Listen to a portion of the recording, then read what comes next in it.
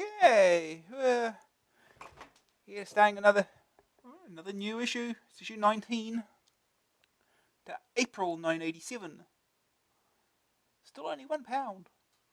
Britain's only magazine devoted to the Amstrad CPC 464664 and 6128.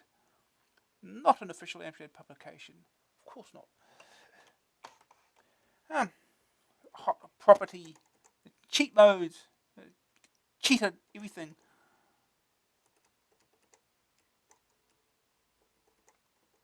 Arkanoid. That's going to be fun. We get to play that sometime soon.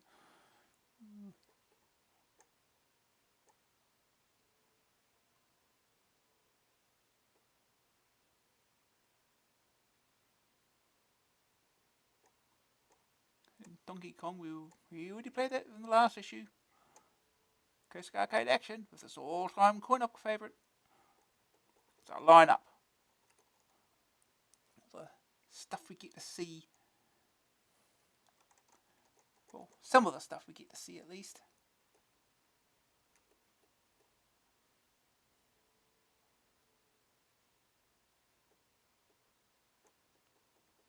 And more stuff to see.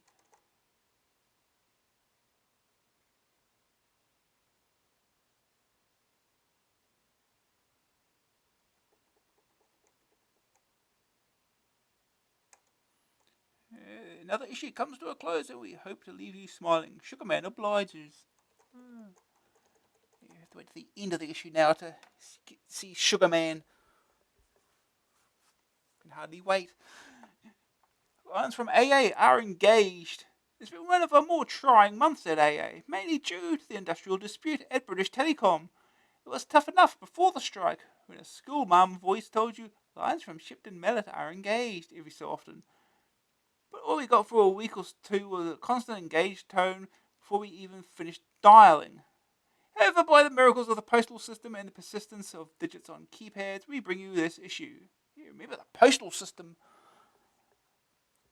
Second prize in the Acts of God award goes to the gas board employee who, while digging in Somerton's main street, managed to go through an electricity cable and put our power out for several hours.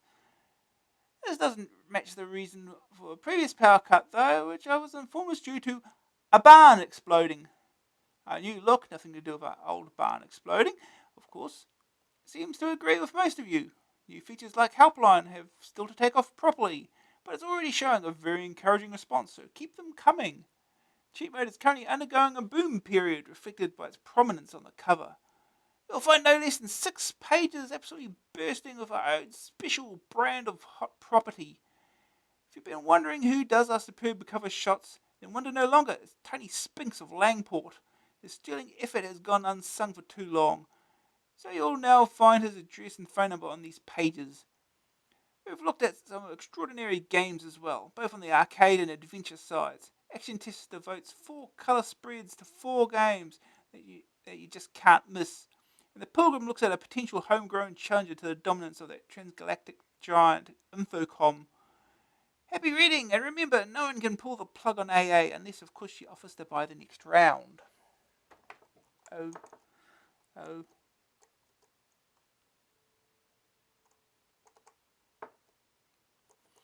Starglider, the ultimate. If you enjoyed Elite and want something a bit faster and better, then this is the one. It's the ultimate in blasters. Should keep everyone enthralled.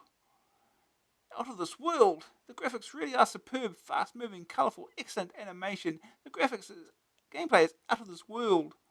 Starglider does the CPC proud. Program of the Year, Popular Computing Weekly. Most innovative game of the year, your computer. Oh no.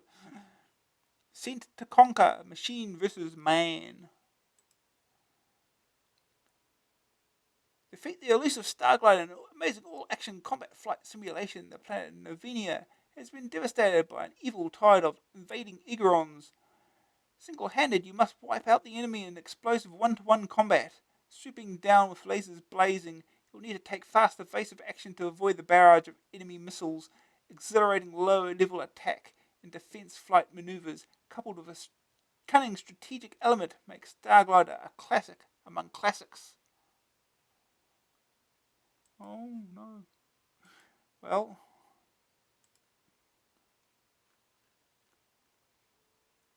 reaction. Read our letters.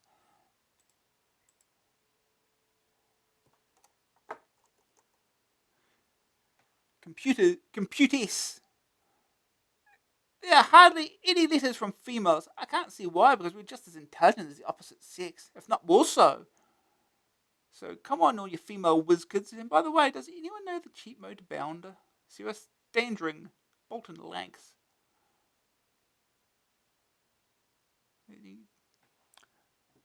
Toots dancing. Oh, yes, he's happy.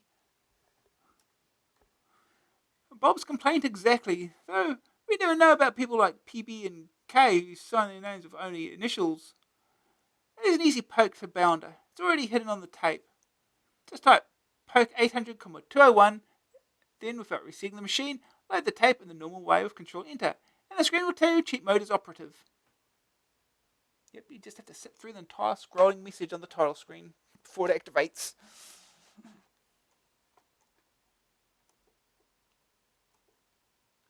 Not nice, Martin. I'm just contacting you to say how much I like the type in Landscapes by Brian James, March 85. Oops, silly me. I mean, Martin Harrison, February 87. Anyone can make a mistake, I suppose, especially when the program was featured in an article on Your Computer, May 1985, as Fourier Synthesis by Brian James, along with a review of his landscape creator for £5 at the time. I wouldn't be large, green, and angry apart from the fact that MH didn't even bother to change variable names, etc. V. Angry Bridgemurray via Presto. We do apologise to Brian James for accidentally infringing his copyright. Unfortunately, Martin Harrison's small type-in payment has already gone out to him. We await his apology. The least he could do is send the cheque to Brian James.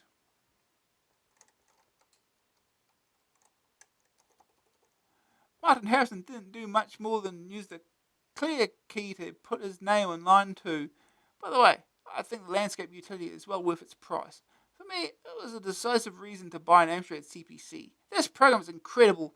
I do not believe it would be so simple to modify this short Fourier synthesis program. Just adding some clouds and trees to make the landscape utility. Gwenter Grimm, Mainz, West Germany. You get a disc in the mail. Happy Valentine's Day, darling. Okay.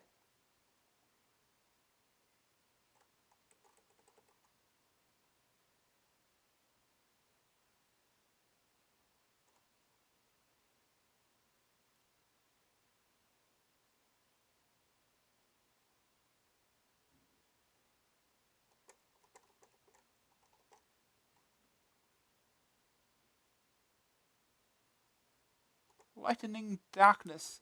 Your second opinion in Nosferatu AA16 complained about a certain dark room, which is so dark that you can't see a thing. If you care to drop a candelabra, as stated in the other Amstrad bag, it soon brightens up. I wondered if it might be possible to bring out a special edition of AA, a grand compilation of all the cheat modes and pokes published so far. I'm sure I'm not the only one who would appreciate this. Paul Mays Illustree, Derby. No response to that one.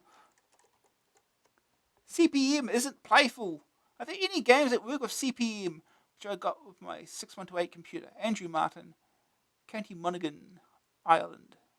Infocom publishes some excellent adventure games. Interactive fiction is another name for the genre.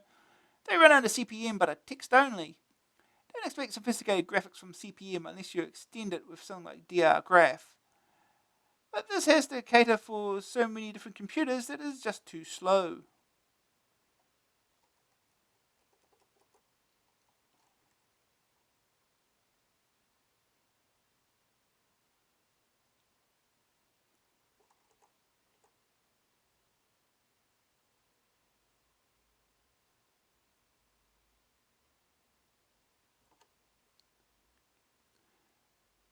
Helpline, please. I desperately need help with Starion. I wrecked my 3 brain cells for 4 days, but I cannot get the password for entrance to the third time grid. The letters are TBSAMEAIS. I would be eternally grateful if anyone can help me. Also, can anyone explain how to play non-turquoise? I'm baffled. J.P. Thorley. Dresden Staffs. Obviously, the AA team, even with 9 brain cells among us, can't deal individually with all the requests like this we get every month, and produce a magazine as well. But fine folk like Mr. Thorley flounder in dire desperation. That's why we've established the helpline. So if there are any experts in these 2 games willing to come to the rescue, please hearken to the cry and helpline.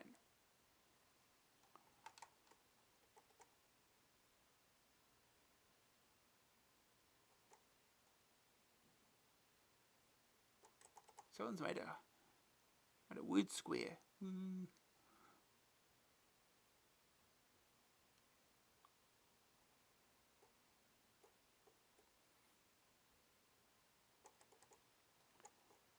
Into the slammer. You should make sure Toot is locked up at night so he cannot do any more late night sessions which end up in the wrong ratings. If he is so bad, why don't you just sack him, shoot him, torture him, rip his legs off? Just a few suggestions there. Love the mag. Nicholas Hill. Devises Wilts. No response to that either.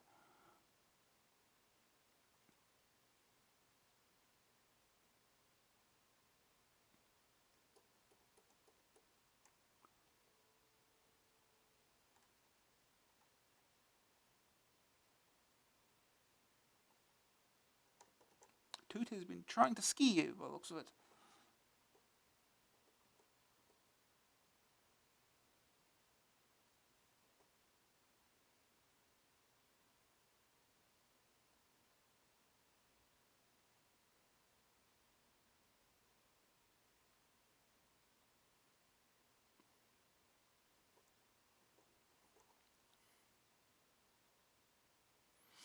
Wait till you read Raid. I think I speak for too many who have bought games that look good in the advertising campaigns or on their boxes and then find a really terrible game inside. Nowadays, you mainly have to rely on advertising because retailers forbid you to try out games out beforehand. Robert Edmonds, Litchfield Staffs. It's been said before, you're better off relying on the AA review. Of course I'd say that.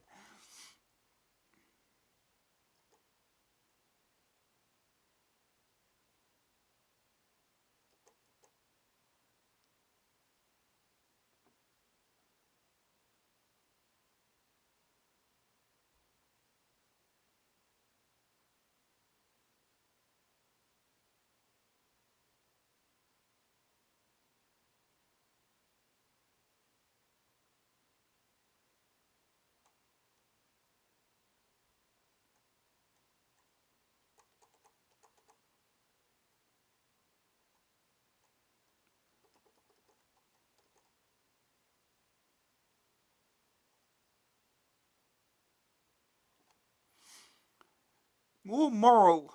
After reading Mike Roberts' letter, Reaction 17, about the game that actively promoted the use of nuclear weapons, I felt obliged to write and point out that the countless games concerning killing and war by conventional methods, indeed most games released involve destruction in one form or another. Cannot we say that, therefore, that these games are actively promoting the use of conventional weapons? Spare a thought for the thousands who died in the First and Second World Wars, and all the pain and suffering caused to relatives and homeless. I feel it is more horrific to be involved in a conventional, slow, painful war than a fast nuclear one, which we won't know anything about. Would you rather be shot through the heart unexpectedly or be bored alive? Luke Peters, High Wycombe, Bucks. Neither. Neither.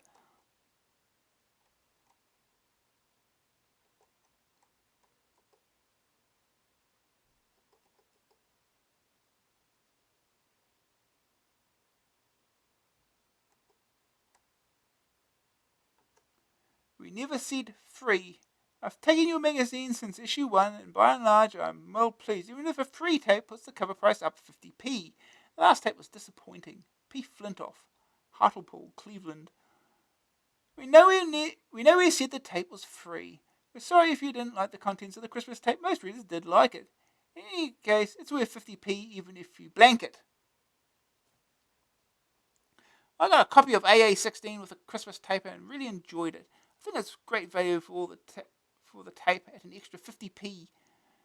The programs on it are really excellent. After learning Druid, I enjoyed it so much I went out and bought a copy of it for myself. The programs on the other side were also good, especially the one to turn the disk drive off. Now I can load some of my tape games which wouldn't load before.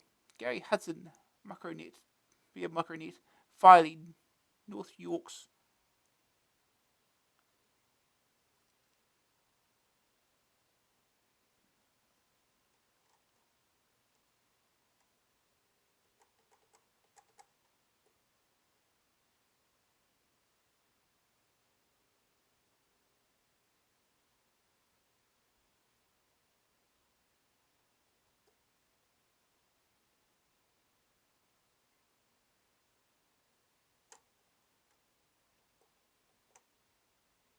Okay, MC, you get all that news stuff coming. Slam Dunk or Sunk. Two simulations are on their way from Activision for two sports not usually associated with computer games. Championship Basketball 2-on-2, where you are partnered by the computer in one or two player games of basketball, and Sailing, a game based on the America's Cup race. There's nowhere near the first America's Cup type sailing game we've had. I'm sure there's been at least two already. 2-on-2 is promised to have the most realistic graphics ever created for computer basketball and features hooks, tip-ins, jump shots, dunks, practice sessions, and a 23-team league competition. Sailing will allow you to build and then race your boat against 15 other nations after the biggest prize in yachting. Winged keels, spinnakers, tacking, winding, and wind shifts all play their part, just don't sink. Both games cost $9.99 on cassette and $14.99 on disc. Amstrad launches new printer. A new printer from Amstrad, the DMP 4000, is aimed at the PC 1512, but it is Epson compatible, which means that there should be no problem in using it on any of the CPC machines. It was launched at the Which Computer Show in mid-February for £349 plus VAT. It will probably be of most interest to the businessman. However, its specifications make it an exciting prospect for the home user with a large budget. Over 100 different typeface combinations, including near letter quality, complete ASCII and IBM graphics character sets, printing speeds of up to 200 characters per second, 50 characters per second for NLQ, wide enough for paper up to 15 inches, 233 columns, condensed mode, and 136 columns, standard. It has 24-pin print head, which won't really be of much use to you unless you can print in Chinese, Japanese, or Arabic characters, or until software is written to take advantage of it. iAlphabet uses only the ordinary 9 pins. The stylish design of the DMP 2000 and 3000 printers, with their front-loading paper system and tractor pins that push paper rather than pull the paper, and had not been carried forward to the 4000. More of a kosher look that has been given to it. For more information, contact Amstrad or wait for an in-depth review in next month's AA. Grange Hill on your CPC.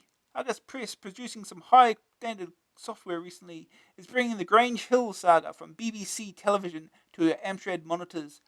Those adolescents of dubious scholastic standards should hit the streets at $9.95 by the time you read this article. You play the part of Luke Gonch Gardner. Your Walkman is confiscated in class earlier that day for being disruptive.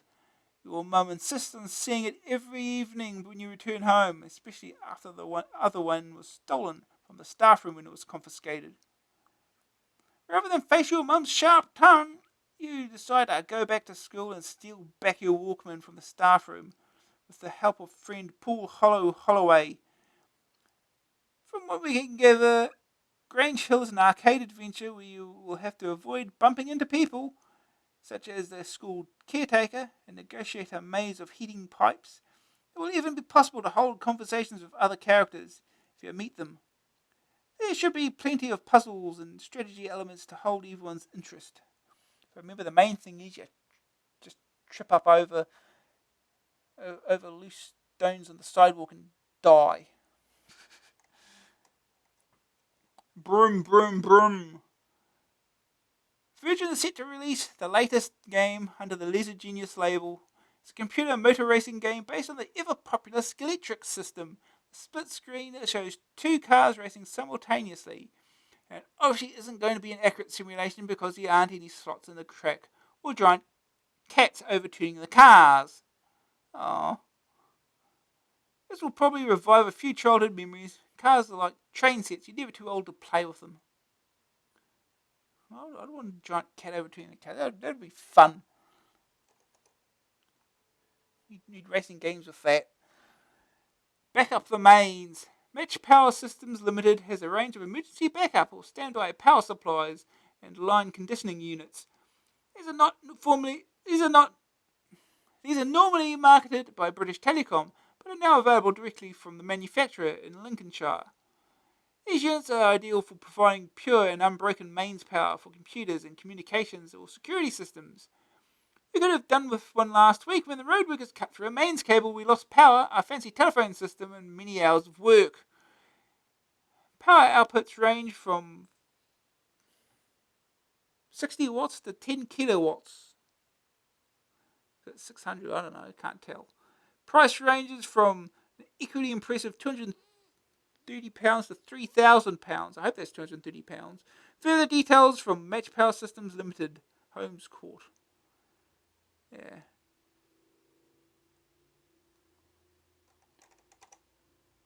Search for a Star. Microprose is one of the biggest names in entertainment software in the US.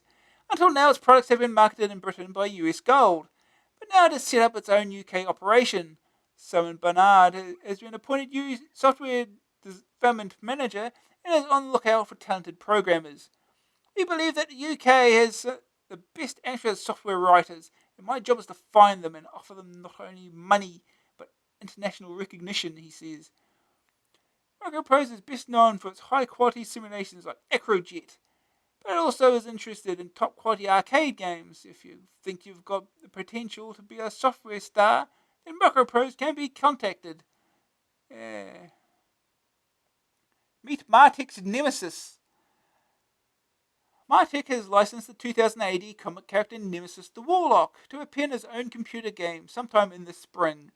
The plot behind the game is that Nemesis leads a resistance movement against Torquemada, Grand Master of the Terminators. Torquemada has destroyed all alien life on the planet Termite, and now he's starting work on the rest of the galaxy. Good old Nemesis has to stop him after all. You can't leave the galaxy to the mercy of a bunch of bloodthirsty humans. In the game, Nemesis has to fight off the Terminators and overcome different obstacles to try to get to Torquemada and destroy him. Nemesis is armed with his sword Exorcist, a gun, and the ability to breathe fire when needed. Get far enough and you will face the final battle against Torquemada. Also coming soon from Martek is Pulsator, described as multi-maze shoot-'em-up with a challenging puzzle. It's composed of 5 levels and 49 screens, each level containing an imprisoned pulsey. You control a sphere that has to make its way through the maze layout, free the pulsey, and proceed to the next level. Aliens fill most of the screens and can harm your sphere in several ways. You can blast them all, though. The maze is made up of walls and numbered gates. You open and close the gates by passing over the corresponding number on the background with the sphere. This is where the strategy element comes in. As the layouts get more complicated and the aliens meaner, things get tough. We should have a full review next month. The game will sell for $8.95 on cassette and $14.95 on disc.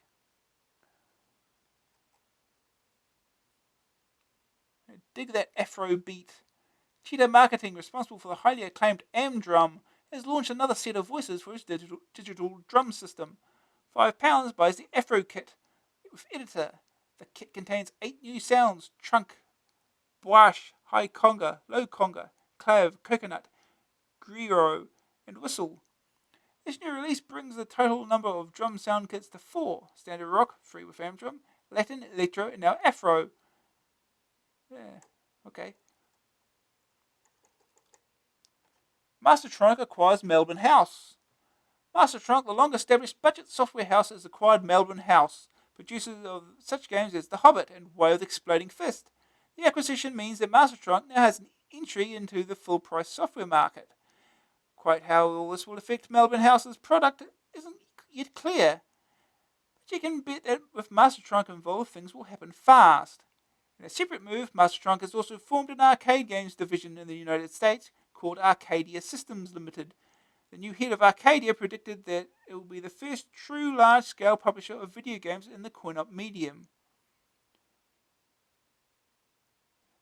Is this who we get to blame for the Arcadia arcade games? One's based on the Amiga, which is basically just Amiga games on a timer. New word with solo disc. We were wrong in one of our unkind remarks about new word in last month's word processor feature. Bad news, we said, needs dual disc system. It's not strictly true. You can get away with a single disk drive, but you will have to fit your text files into the same disk with new word. Not much room since the word processor takes 165K. Neither Wibstars nor its clone like you trying to change disks, but you could delete some of the help files from your work disk.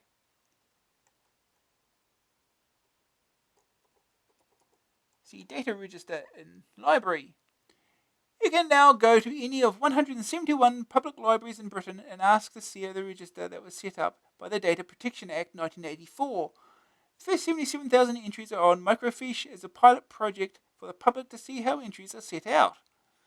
The Act demands that anyone, organisation or individual holding information about individuals on computer must give the Data Protection Registrar details of the type of information held and how it is obtained and used. These details are then included in the register, which is open to public viewing. We are keen to encourage early comment on the way information is displayed, said the registrar, Mr. Eric Howe, from his Cheshire headquarters. He wants the register to be easy to use and is open to suggestions. Wonderful. After 11th November this year, you will also have the right to ask a data user for a copy of your own personal details held on computer. Anyone holding computer data about other people is required by the 1984 Act to register, but there is an exemption for personal data held by an individual and concerned only with the management of his personal, family, or household affairs, or held by him only for recreational purposes. Swan song for a mole. Monty Mole makes his farewell appearance in a computer game soon. His last burst for freedom comes in Alfreda St. Monty. Having escaped from prison and Monty on the run, he's now fleeing across Europe. He's got to stay out of the clutches of the law and raise enough cash to buy a Greek island, where he can burrow happily ever after. Apparently, it's going to be a platform game where you have to complete money-making tasks in the cities of Europe. Simple things like stealing the Mona Lisa, winning a Grand Prix, and being aided and abetted by the mafia. Yeah, it's not the last Monty Mole game either. So. Also on the way from Gremlin is Crackout, which from the sounds of the press releases, Breakout gone crazy. Among the delights it's supposed to offer are an ogre who chews up missiles, regurgitates them, and spits them back at you. Well, actually, it chews up your ball. Then chews it up and spits it back at you. More than that I cannot tell you because I'm not sure I'll understand what is going on even when the game arrives. Gremlin has an offering in the compilation market that should prove popular. It features 4 games, 3 of which are good and 1 which isn't. 3 decent games are The Way of the Tiger, an entertaining martial arts game with excellent animation, Barry McGuigan's Boxing, still the best boxing game on the Amstrad, and Rescue on Fractalus, the debut of Fractals on the CPCs in a testing shoot-em-up come rescue mission. The duff title is Beachhead 2, a bad conversion, but the other 3 titles are enough to make the package excellent value. It costs $9.95 on cassette and $14.99 on disc. Rest in Pieces. Ariola Soft's latest game looks set to make the chills run up and down your spine. It's Bride of Frankenstein. You play the bride who, for some strange reason, actually wants to revive the spare part monster for the wedding day. To get Freaky Frankie back on his or someone's feet, you first have to get a spade, a pickaxe, and a lamp to aid you in the art of grave robbing. Once equipped, you have to go in search of lungs, kidneys, liver, brain, and heart. These aren't for consumption at the reception, but to breathe new life into old Boltneck. Ghouls and zombies are to accompany you around the 60 rooms of the graveyard. If the stress gets all too much for the poor bride, she keels over from heart failure. Can't wait for some gruesome graphics in this one. 4K.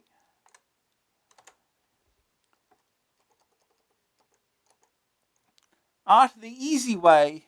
A new art package is looming over the horizon. Easy Art Microdraw Limited are the people to contact.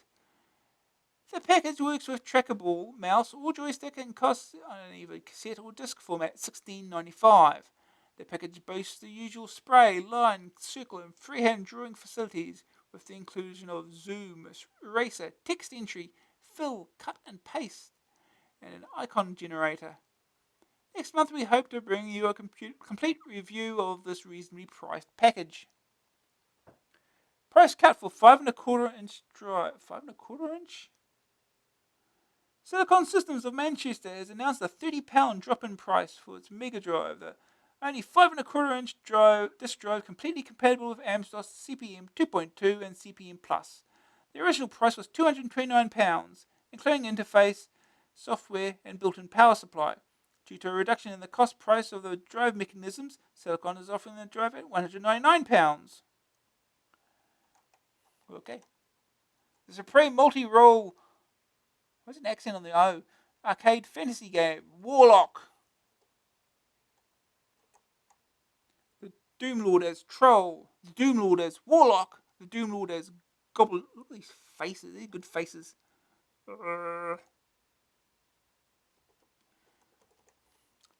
Enter a realm of damsels, dragons, ghouls, and dwarves, of castles, dungeons, caves, and of magic. As the Doomlord, you take the form of a warlock to do battle with the forces of good.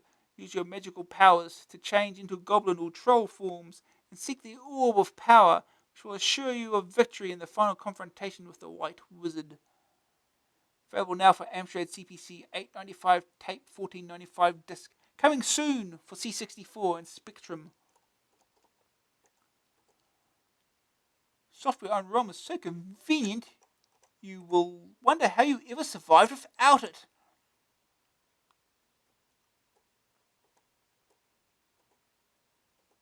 Use BCPL, that well-known programming language.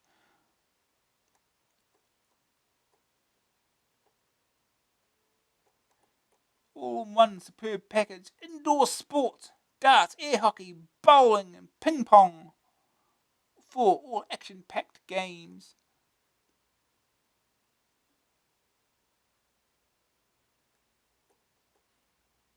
Ping pong is not included in Commodore versions. Oh no. Commodore 64, Spectrum 48K, 128K, and plus Amstrad CPC. These are type-ins. Printer typefaces. Dotty. Draw a liner on the screen. That's useful. Hangman. Yeah, you get a Hangman program. Chimes. Last month you had budgie noises from your Amstrad. This month you treated the chimes with a grandfather clock. Good. Rectangle. Yay. Program that gives you a rectangle command. Patterns Mark II. Just make more patterns, just draw stuff. Character Diviner.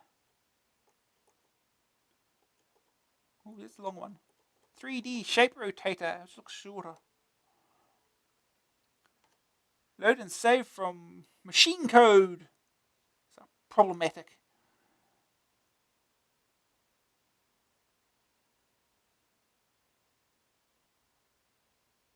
It just tells you to go get the firmware guide. Probably easier said than done. Though these days you just download a copy of it. Back in the day, it was a lot harder to get. Bar commands are a problem.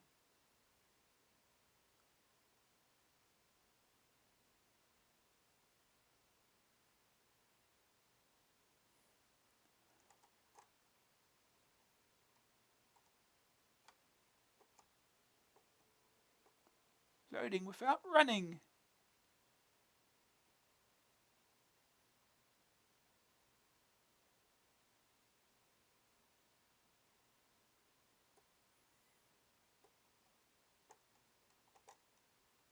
Hot tips. More typings. This short routine will stun and amaze you. It will puzzle you up the eyeballs. Some of the effects are border flash, randomly defined windows, vertical printing, and stippling effects.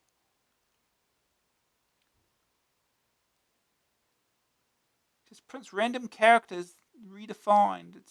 And they just redefine them to random. It's useful. Redirect. Bring countless programs to redirect the screen output to the printer. I thought it'd make a nice change to redirect anything to the printer to the screen. Well, it's different.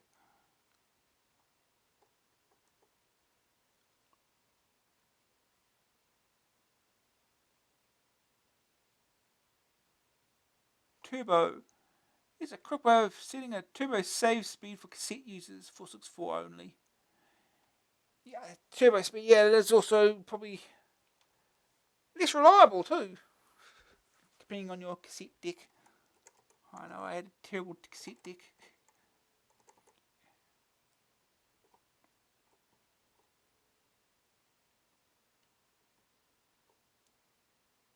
Hackers only, look, assembly language.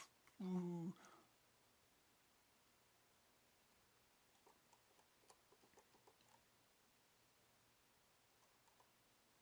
Learning words.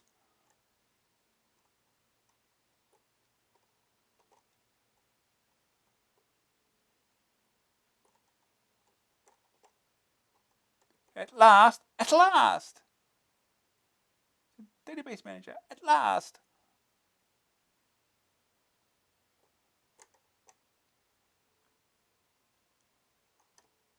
Hardball and tapper. Turn your monitor into a color TV. Now, you can use your monitor for both computing and watching television. Employing the latest chip technology, the DK Trans receiver will convert your CBC monitor into a high-quality television set, giving crystal clear pictures on all 4 channels.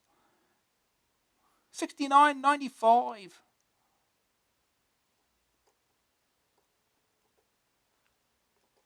Printer buffer.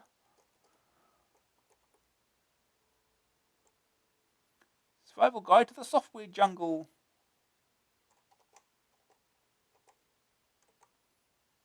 Quick book. By the way, a quick book. More books. The RAM that thinks it's a ROM. Confusing the computer can be useful. MRAM. Fun to alter other ROMs. Icon software is simple to use. Excellent program development tool. Bad news of minority use. Oh. Modems. Oh, RS-232 interfaces and a modem. At last, a flat-topped computer desk designed for the Amstrad CPC 464, also suitable for most other home computers. Okay. Arcades without the change. Licensed to deliver Big Brother's action without busting your pockets. Wonder Boy. Wonder Boy reminds me of Super Mario Brothers. You can't go wrong with Wonder Boy. It requires skill, timing, and is good, clean fun.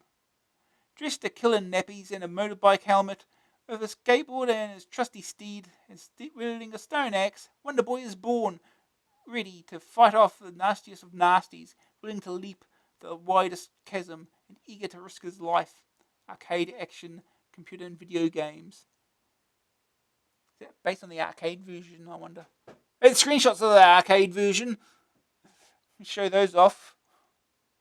You don't know what the home version is going to look like. Enduro Racer. Best and fastest scrolling on a racing game. Best sprite design. Best playability. Best coin-op conversion. Popular Computing Weekly. Brilliant arcade action, computer and video games. Your Sinclair Mega Game. The Sega coin-op conversion puts other puts other top software houses to shame. It sets a new standard for arcade tie-ins. Sinclair User Magazine. Oh, look, you get Spectrum screenshots.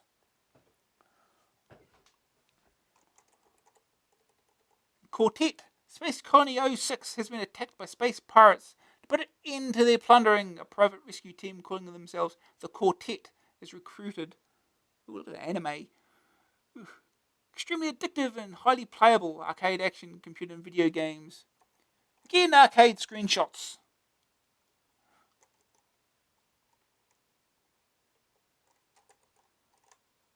The ZX Spectrum 48K, 128K and plus, $9.99.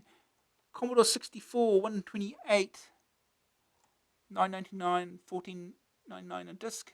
Amstrad CPC cassette, $9.99, $14.99 on disc. And Atari ST, $24.99.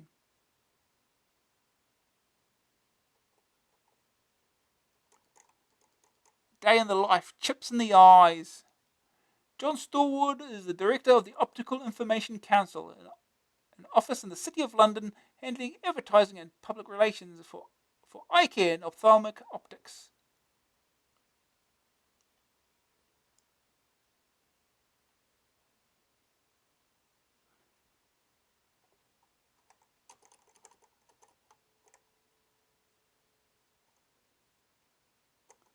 Yeah, I won't bother with that. Quite simply, the best. Yeah. Rumbo. Vidi 89.95. Okay, here we finally got to our reviews. Finally.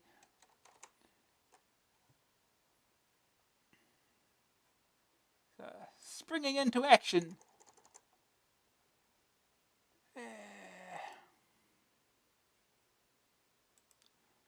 Spring is here and brings with it sunshine, showers, flowers, and 3-foot snowdrifts.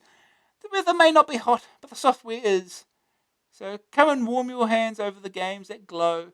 6 games stood head and shoulders above the others this month, each for different reasons, but all are outstanding. The Master Game sends you back to school, but it's the academy where space pilots are trained. This is the follow-up to the highly successful Ceti, and will put you through 20 missions that should turn out a superbly skilled fighter at the end. You hope. Ocean has finally produced an excellent film license game in Short Circuit. It combines an arcade adventure and a scrolling arcade game to make a whole that's great to play and great to listen to as well. Sentinel looks set to make some big waves in the software pond because it's the most original game of the year. Over 10,000 landscapes and an abstract challenge that will definitely intrigue you. Disc games will have a treat in store because Coronos Rift comes only on disc and is a cracker. It features those famous fractal graphics and gameplay that at first seems simple, but the more you play it, the more its hidden depths are revealed. If you like a good old-fashioned arcade challenge, you won't be disappointed either because Bombjack II is guaranteed to have you in the throes of addiction. 40 levels, superb graphics, and you won't be able to let go of the joystick. Pretty sure it has less than 40 levels. Round all that off with a wacky arcade adventure in a helicopter called Fly Spy, and you've got everything you could want from a game section. Just a reminder that the new verdict box incorporates the good news and bad news points. They're compiled in exactly the same way as before. The only real change is that they now go into even more detail in trying to describe the game's qualities and shortcomings. Good news has a white box, and bad news has a black one. Well, here's our first game. Short Circuit. Ocean, $8.95 cassette, $14.95 disc. Joystick keys. Brilliant. Truly brilliant, said Elmer Fudd apparently. I've been playing this so much that I've hardly got in time to write the review. More arriving later. The first part of Short Circuit is an arcade adventure, and the second is an arcade game set in the future, where a strategic, artificially intelligent nuclear transport, Saint, robot has blown a fuse or something, and the mad professor who built it wants to tear it apart to see what went wrong. Well, this is the basis of the plot, but more unfolds. You control a robot, sort of a Simon Templar of the robotics world. In the first part, you have to try to figure out how to get out of the maximum security compound, the AA team, get it? And escape to freedom. There are lots and lots of rooms furnished with items of furniture, ranging from coat stands to flower pots. You start off in a room equipped with a desk, coat stand, computer, and a chest of drawers. There are two doors, one of which is locked, though the other is another room furnished with, among other things, another computer. This one you can link with using the link program resident in your robot's memory and download programs. There are three programs you can download: Search, Laser, and Jump. Eventually, you'll need to have the Laser and the Jump programs in the robot's memory, which is limited to three programs, one of which must be the link program. Once you have downloaded the Search program, you can explore the complex. By being in search mode and pressing fire while pushing against an item of furniture, your robot will search the object. There are many little thingies which you can find in the furniture. For instance, in the coat stand in the first room is a pass card, and on the desk under the computer is remote control. Wasn't it good of me to get you started like that? Anyway, the upshot is that you must find the equipment needed to build a Saint replica and the manual for it. Also, it is necessary to find the components needed to build the laser and jump mechanisms needed in the second part of the game. To reach part 2, you must either escape from part 1 or press the keys O, C, E, A, and N together. Either will prompt you to wait while part 2 is loaded.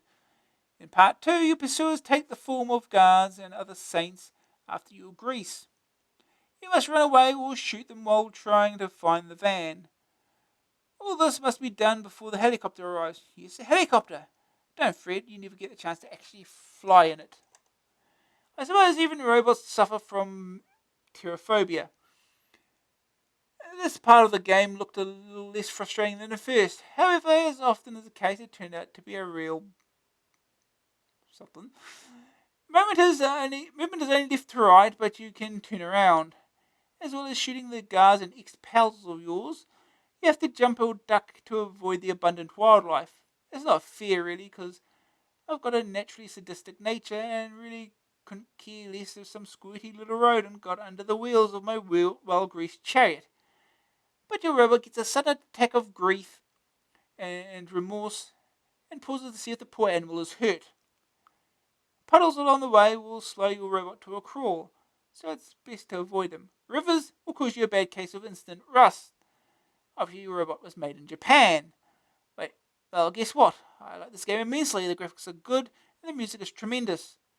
The loading screen gave a good idea of what the graphics were going to be like. I've been entranced by this game since I left Sir Bob's hand. Even when I'm not playing it, I'm thinking about it. It really grabs you. The first part, like the second part, employs set positions. Objects start off in the same place every time. First day target score. Part 1, 6,000. Part 2, get as far as the green thing that jumps at you. Second opinion. It comes as a shock to find a good game coming from a film license. Even more so because it's from Ocean. I hope they finally got their act together. The two games are excellent and have delightful graphics. Variety is the real clincher, with something for everyone. Green screen view. Both parts playable. The verdict. Graphics 71. Excellent graphics and use of colour in part 1. Very smooth scrolling in part 2. Sonic 67. No actual sound effects. The music makes up for the lack of effects. Grab factor 81. The two parts are easy to get into. Part 2 can be very frustrating. Staying power 88. Both parts are hard to complete. Lots of variety with the two parts. AA rating 86%. Shock horror, a good film license. Okay. Time to get the game started then.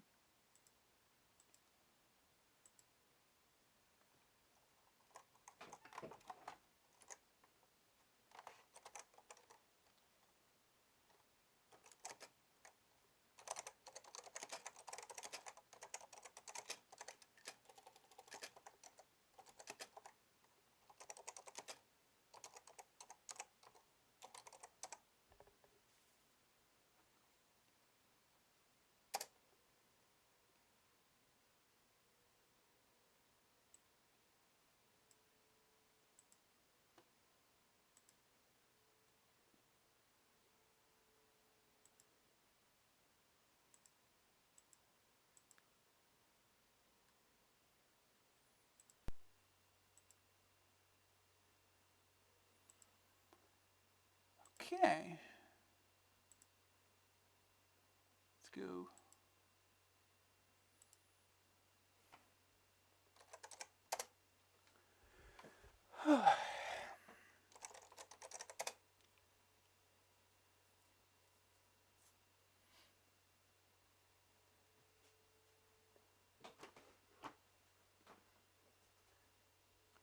Loading screen.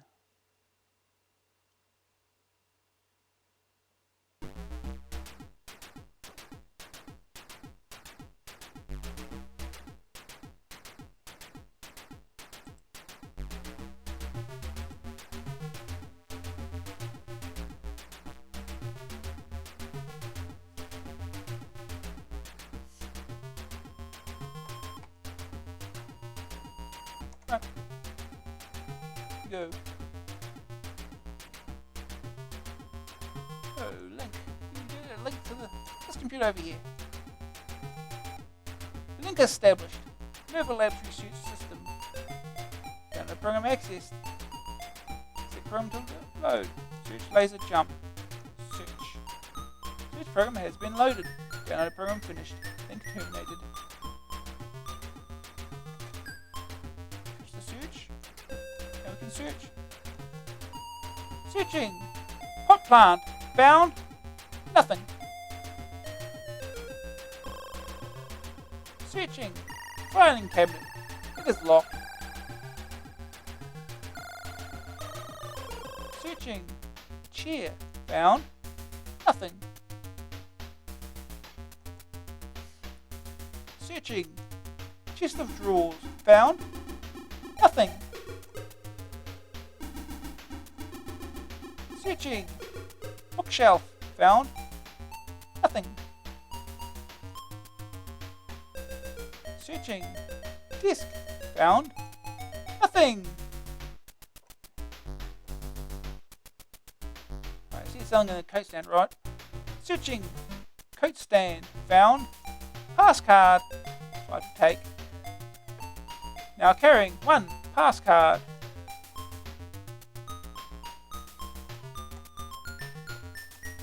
Searching. Desk. Found. Nothing. Searching. Desk. Found. Nothing. Searching. Desk. Found. Remote control. Right take. Now carrying pass card. Remote control.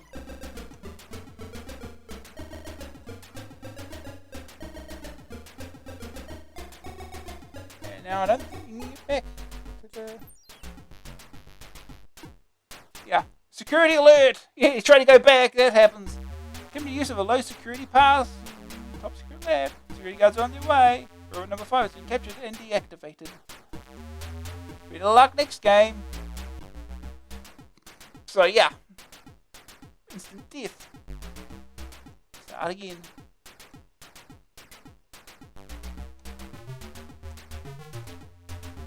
Link established. Program to download. Search. Search program has been loaded.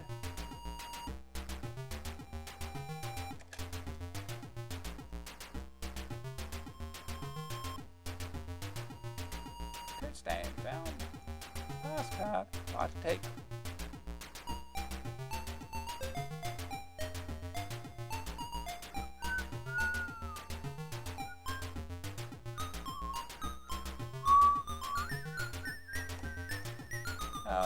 This door's locked, right? Keys needed to open the door.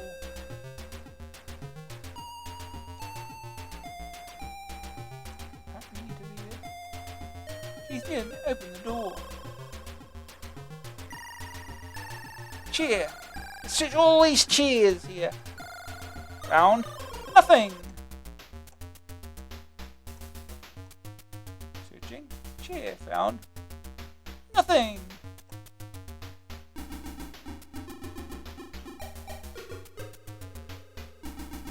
Nothing.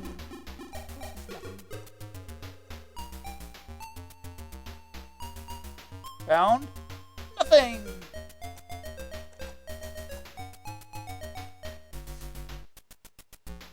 searching the table.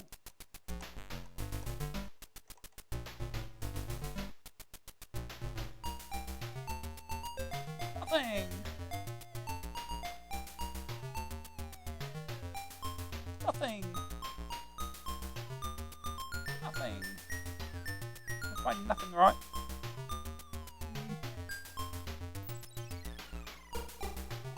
Switching. Ceti. Found. Wallet! Ooh, I found a wallet! I don't know whose wallet it is. I think you only carry 3 items as well, so... Does that remember where you're dropping things? Bookshelf. Nothing. Up here.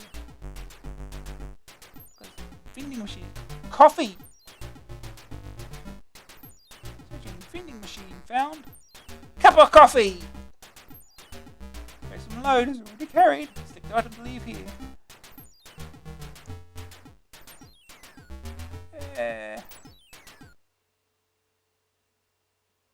Sure, remote control here. Cup of coffee. Something every robot needs. Bookshelf. Nothing.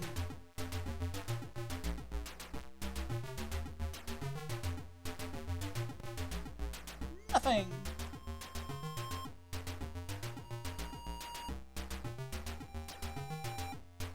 Nothing.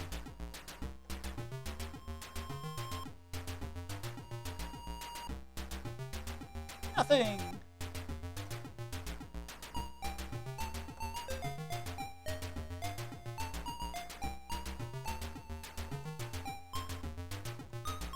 Switching. Coat stand. Found. Nothing.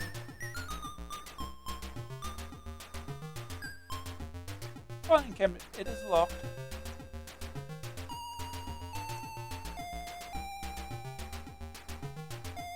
A book! The Green Dragon book. Don't want it. Subject not taken. We'll leave that there for now.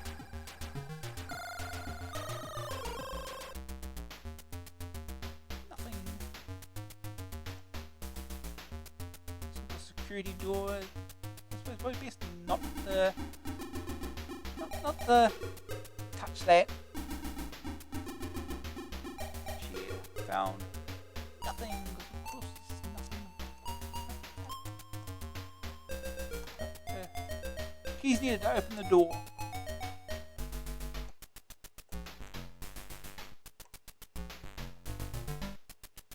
Filing cabinet. It is locked.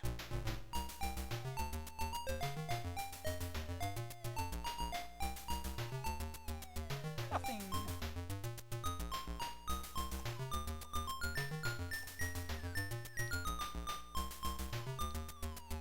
Nothing. Any of these cheese? Probably not.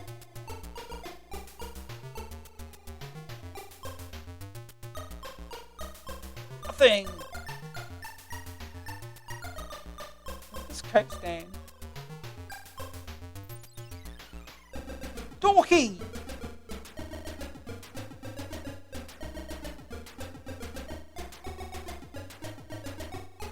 There's a coffee here.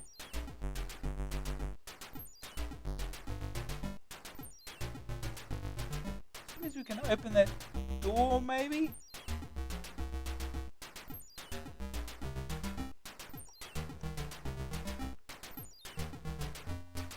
Keys needed to open the door. I've got a door key. What do you want? What from me?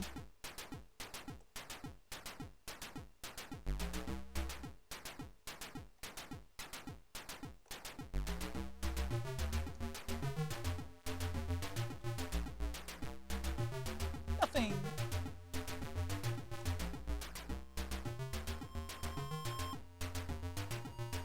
Nothing.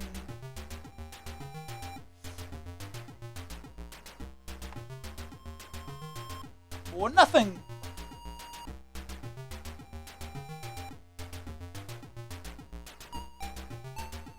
Nothing.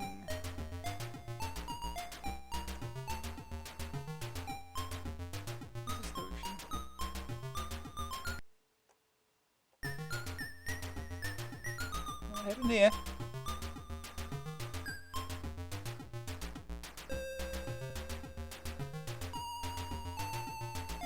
Let me go in a minute there.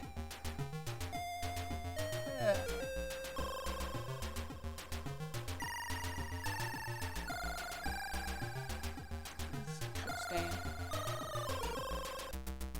Found. Nothing.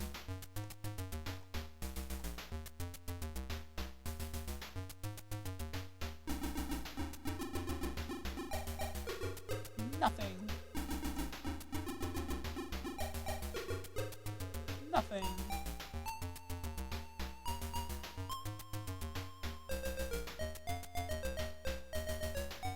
A magazine, Robotics Today.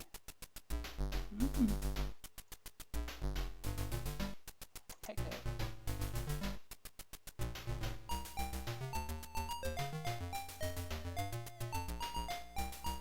Do the wallet here.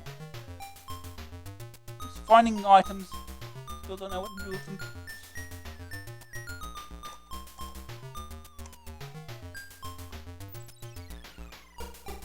Nothing. What's over here?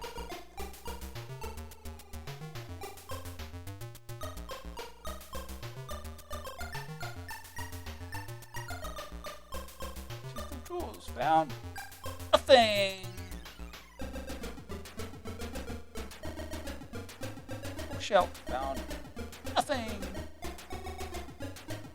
Hot plant.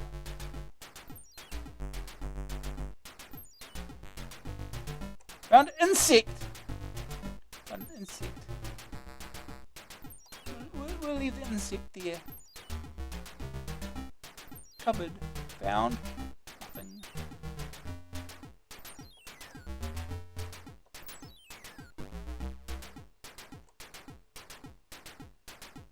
It is locked.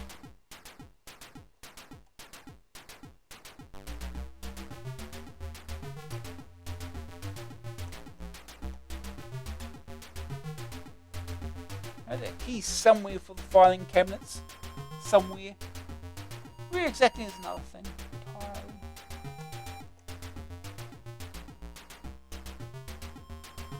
Notebook. We'll leave it there for now. It's over here. Keys needed to open the door.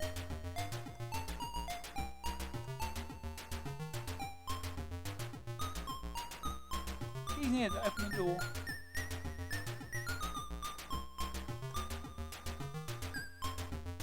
Table. Found. Nothing.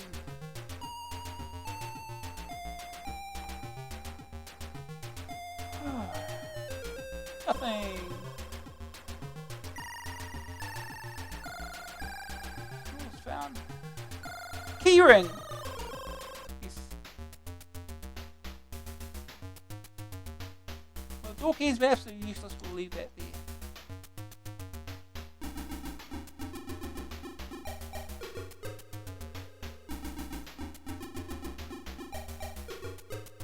Nothing. Have a look at that. I think the keyring opens the filing cabinets. Find out, shall we?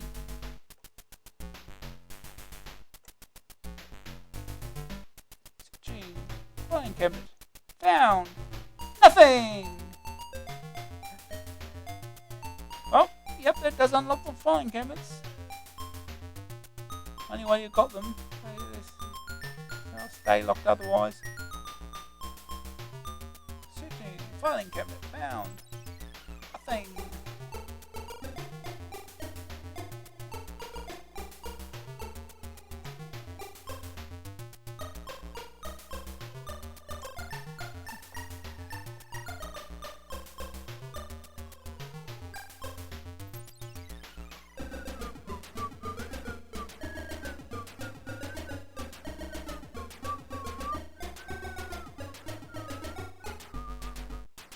Filing cabinet found. A document. Nova fire alarm system manual. That might be useful. So it's there. We'll leave it there for now. Oh, just in all of them, is it? It's just in all of them.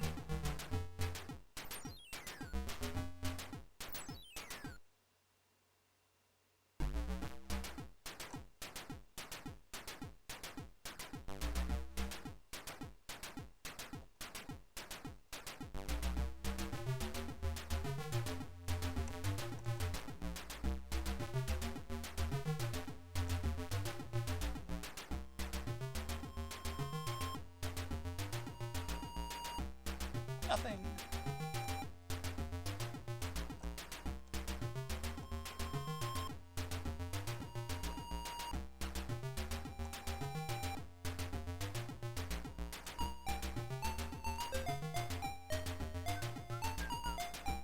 Oh, I guess you shouldn't have gone here.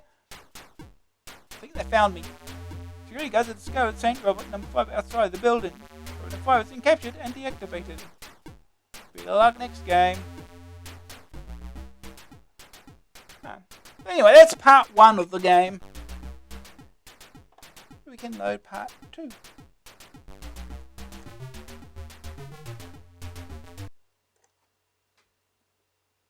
Press spacebar to load the next part of the game from disk. Here we go. Here's part 2.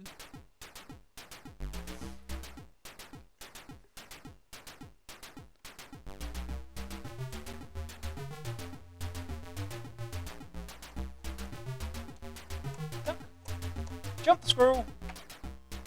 Jump the snake. Jump all the animals. Uh-oh.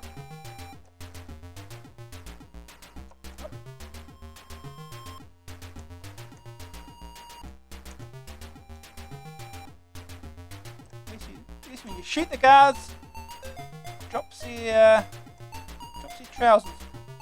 Like that. What? Sheep!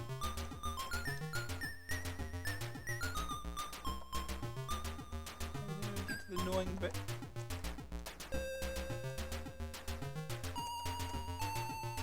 Oh no! Sank. Good luck next game. Try again. Oh.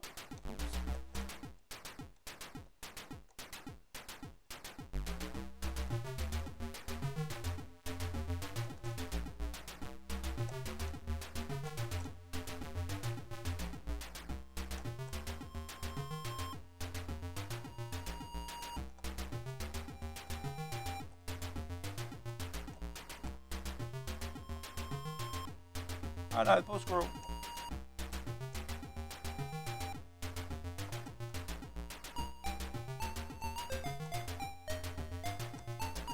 Oh, jeez. Shoot.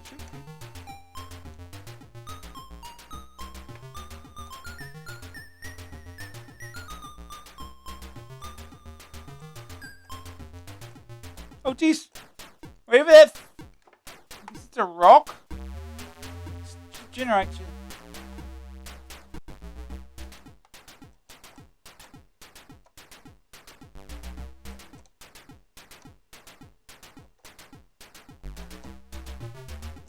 You can jump the bullets, it's something at least.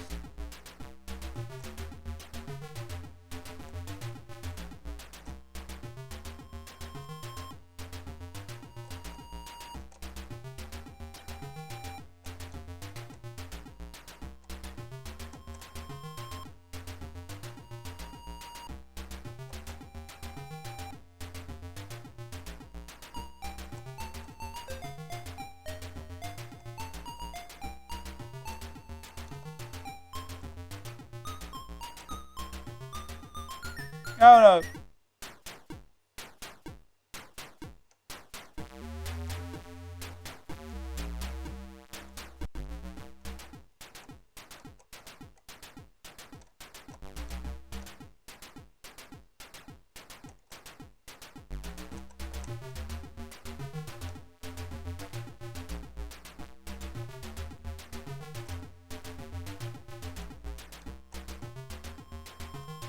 Oh. Yeah, they touch you, that's it. Instant death.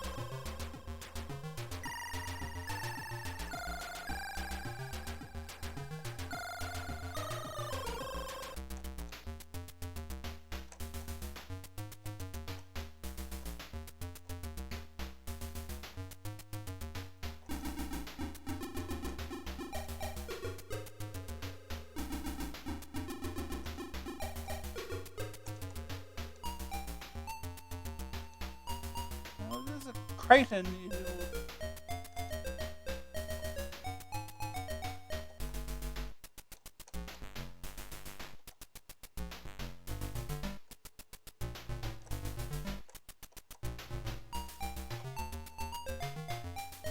There's the green thing there. It looks like a frog.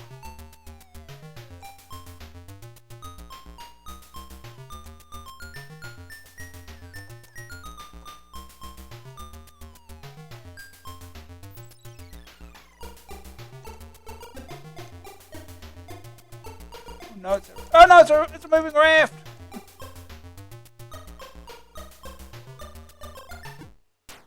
Oh, we can shoot at you, huh? Good luck next game.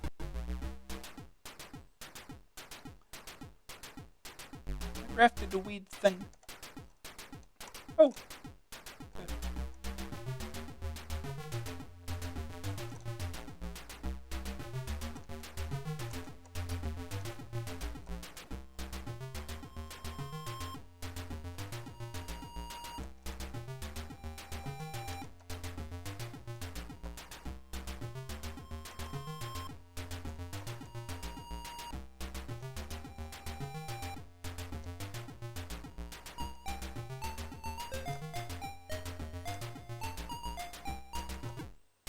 What? Really?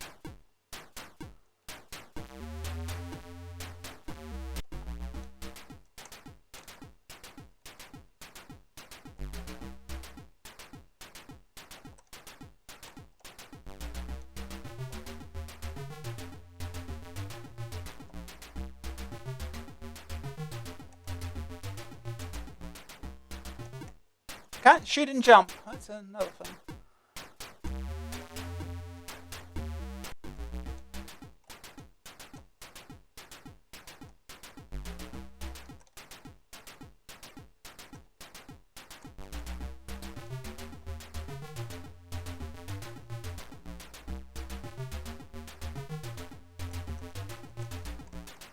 I did it again.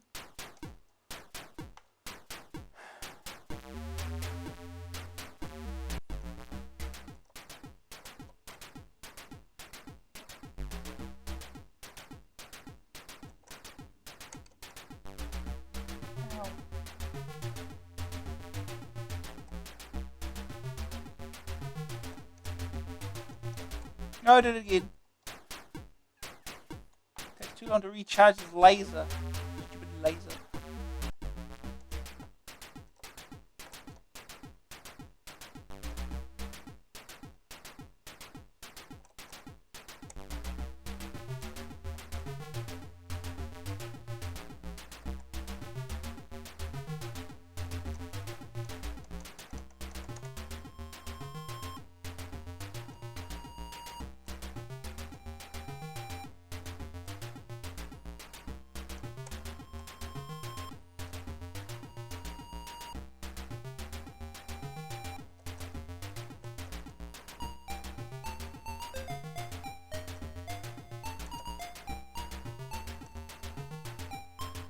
No, no.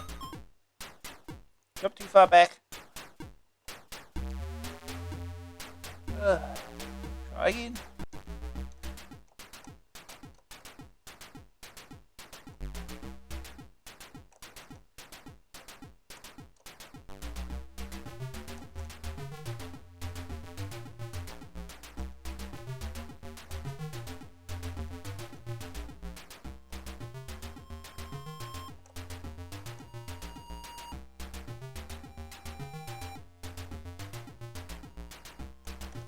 Oh no.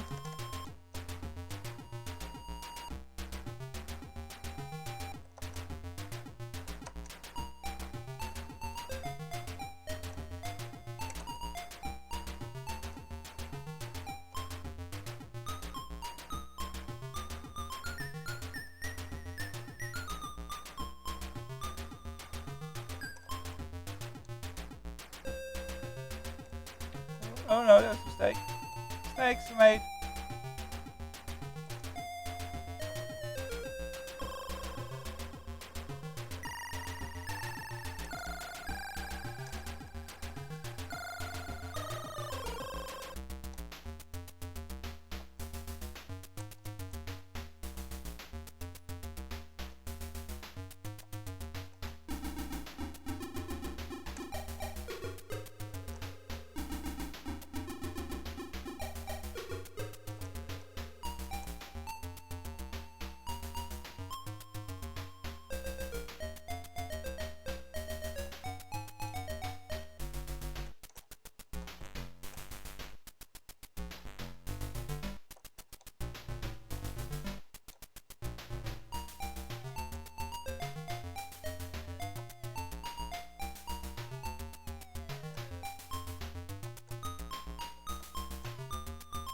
Oh no, fell off.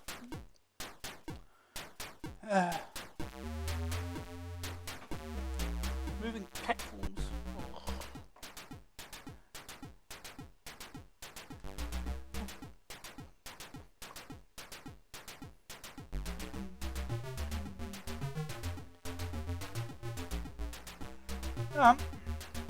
Played both parts.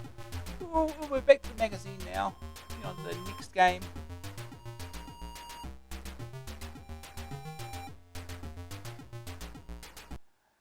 Alright. Get more screenshots here. This is number 5 and he's alive. Don't go anywhere. Don't go through here until you search the room above. That's a good tip. You can't go back. Academy, Ceti II, CRL 995 cassette, 1495 disc, keys or joystick with keys. First there was Ceti, then the legend continued with the disc version, the special edition, and now is Academy, the successor to both. It features similar shoot-'em-up action to its predecessors, but there's a wealth of new things to discover. The action is once again based on the activities of Gal Corp and its intrepid skimmer pilots. If you thought you were ready for anything after Ceti, then Gal Corp has a surprise. You're going back to school. The Gal Corp Academy for Advanced Skimmer Pilots will put you through 20 missions that will test your abilities to the limit. Each mission has a name and a specified task that you have to complete in order to pass. They are assigned in 5 groups of 4 missions each. These are very varied, the first 4 being If It Moves, Red Dawn, Meltdown, and Softly. Later missions are intriguingly named At the OK Corral, Out of the Frying Pan, and Where to Gov. The tasks vary widely. They include destroying all robot craft, destroying an individual target, battling time limits, solving problems, and negotiating tricky obstacle arrangements. Whatever the mission you can bet, you'll see plenty of action. In concept, they're a bit like the outposts from the special edition, but much more complicated, varied, and larger. On each mission you fly a skimmer which will be familiar to players of the previous games. As it whisks you over the planet's surface, you'll encounter many robot craft from Ceti, and a good few new ones. In all, there are over 30 surface features, but they're not all hostile. Of the new threats, there are deadly kamikazes who will just ram the skimmer with devastating effect, and some fortresses that can flatten Mike Tyson. The graphics have been beefed up.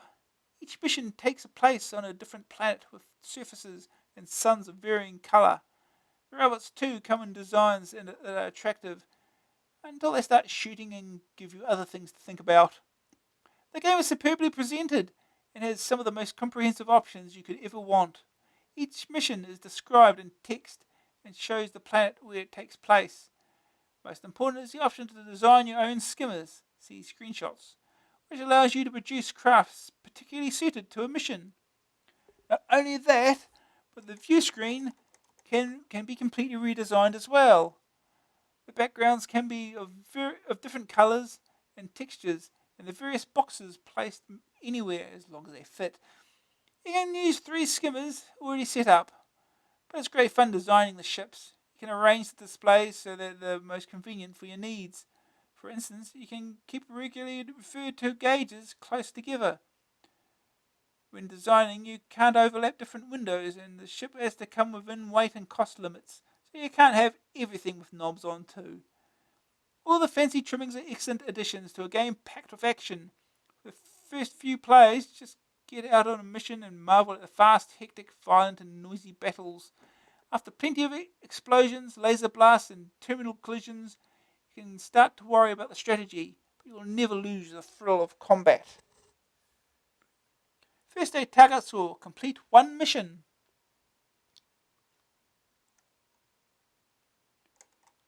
Second opinion. If you thought the first 2 Ceti editions were out of this world, then Academy is definitely from another galaxy. Faster, harder, larger, with more aliens and missions. It's a fabulous game.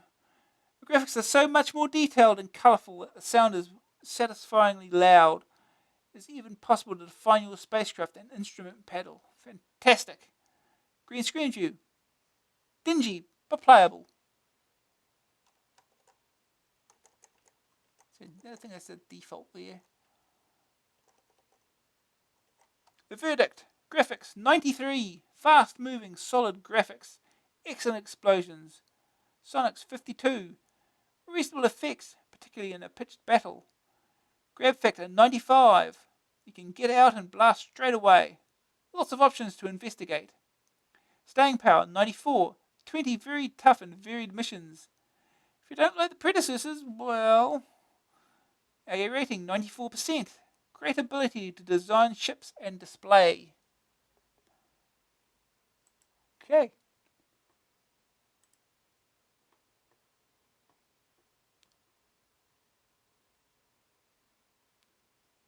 Let's go.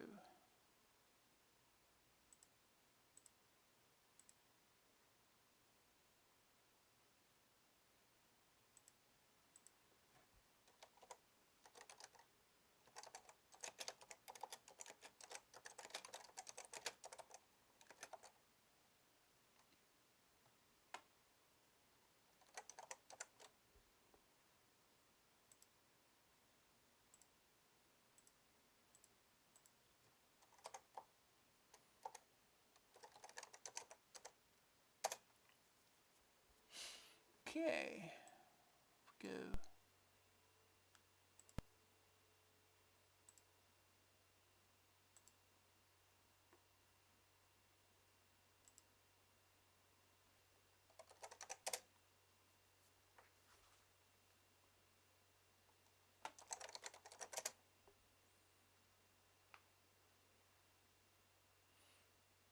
Academy is loading.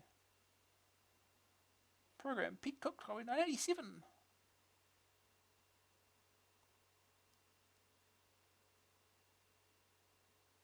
Academy Ceti II. Program written by Pete Cook, October 1986 to January 87. 4 months it took to write this. Copyright CRL Group PLC. Copyright 1987. The Gal Core Academy for Advanced Skimmer Pilots. Gasp. It's founded in 2213 after an unfortunate incident in 61 Cygnus when a rookie pilot got selected the wrong gear when docking with a reactor and reduced half the planet to molten lava. Galcorp decided that a special training center was needed to produce an elite corps of advanced pilots trained blah blah blah blah blah blah. In order to graduate from the academy into the ranks of the Special Skimmer Corps, and candidates must complete 20 missions, grouped in 5 levels of 4 missions each, successfully. Good luck, and may the Galcorp budget be with you.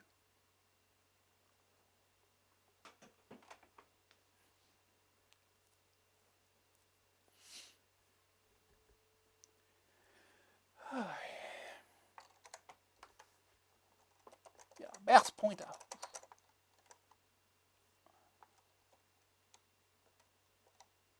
Sound.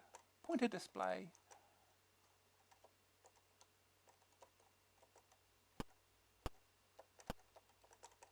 Oh, it just changes the pointer color, does it? Or I don't know. Well, select a mission. We'll start with if it moves. Info on this mission. Text. Objective, robot elimination. Sorry, robot invasion. Eliminate. Scoring percentage basis. No jump pads, no system support, 1 GLV supplied. Skipper, GCS Lenin. Mission info, Sirius, White Star Sun, Planet 4th, Cauldron. Notes, ionizing radiation produces heavy electric storms. Okay.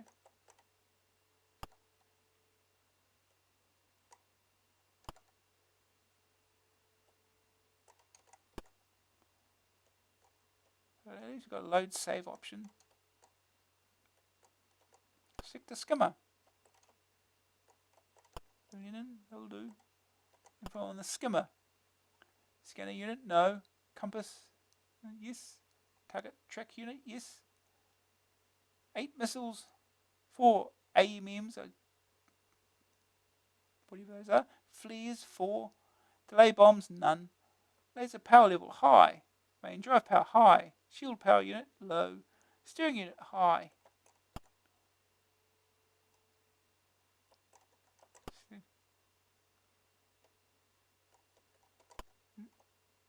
View panel. What the panel looks like.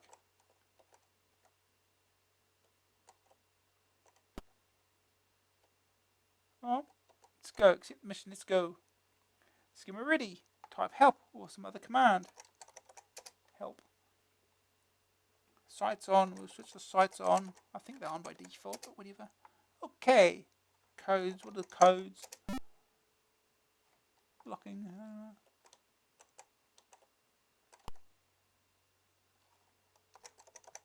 What else do we have here?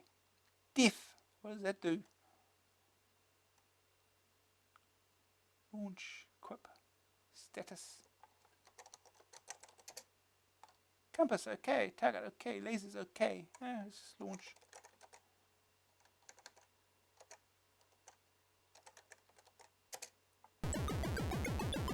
Off we go. Oh yeah, looks like lightning, alright.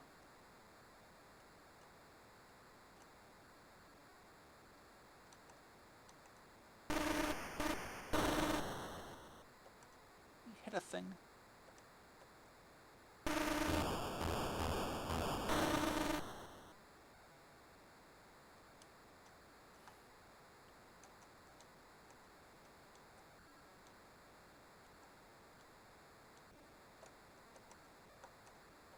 Oh yeah, oh, that lightning effect.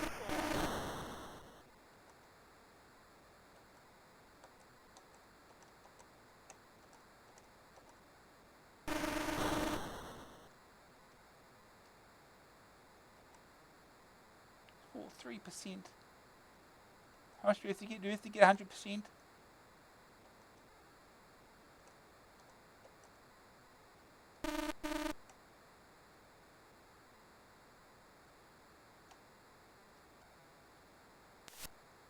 Oh. How do I speed up? Oh.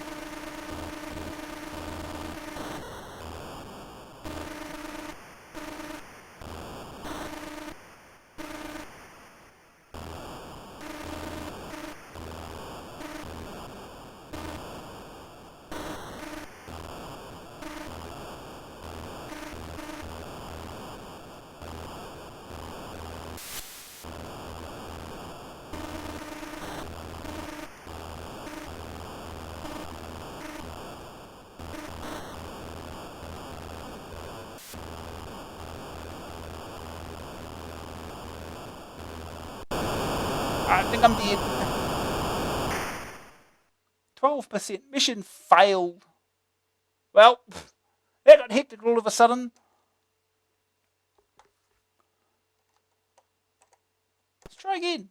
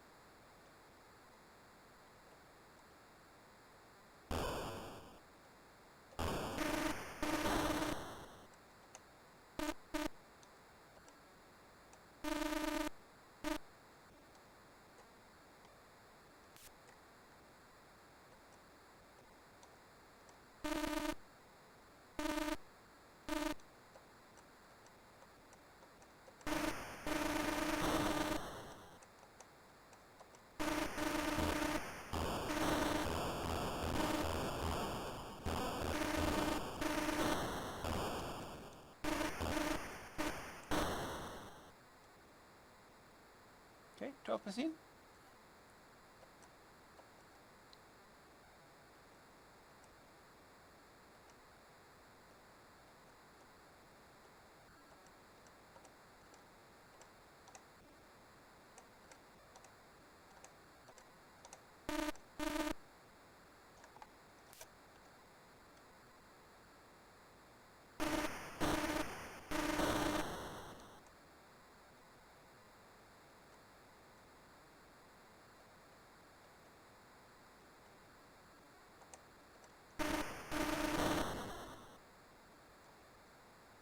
%.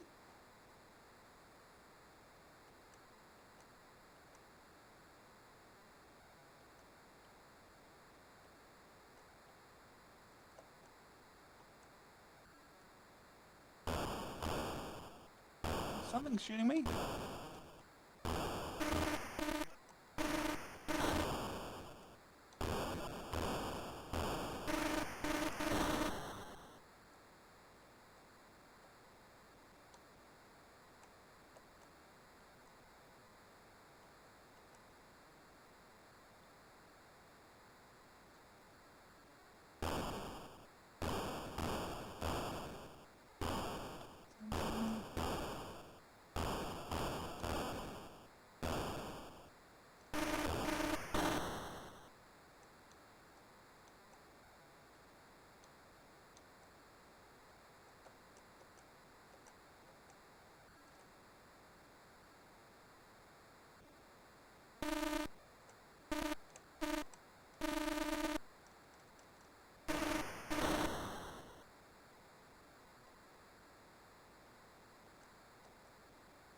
Oh, lightning.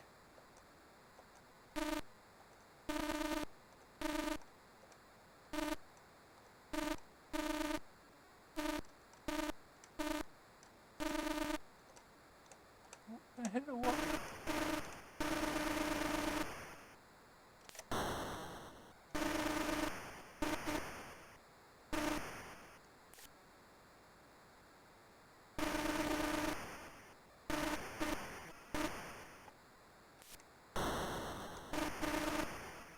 Let's move out of the way of that.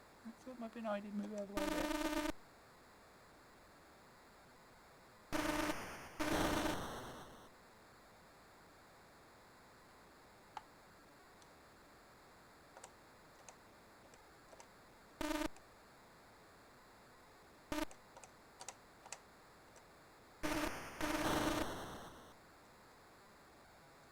I'm not getting any more scores for some reason.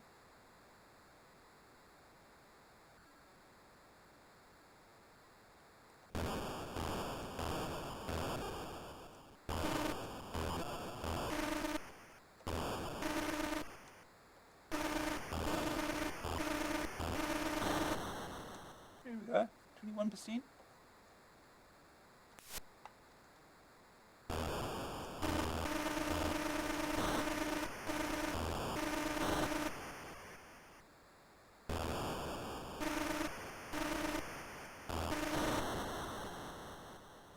%.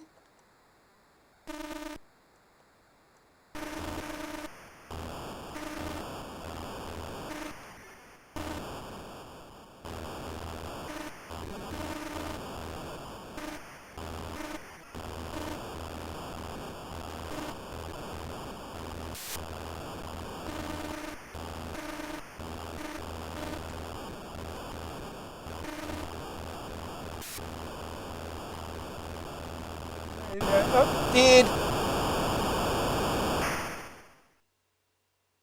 Well, 30% progress.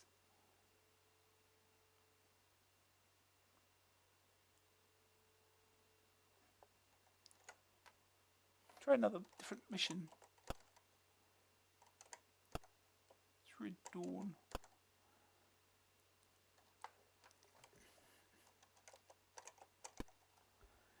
Destroy robot factories in all quadrants.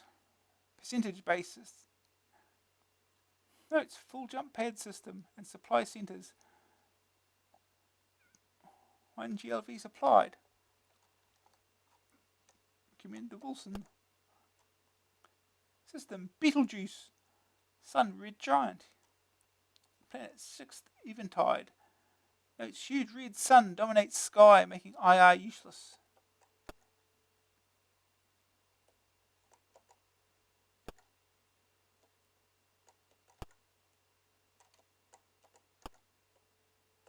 From the skimmer. The scanner unit.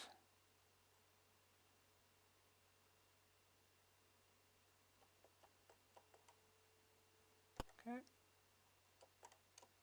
Panel, we have a different panel. Well, that looks different. Okay, let's go. See what happens.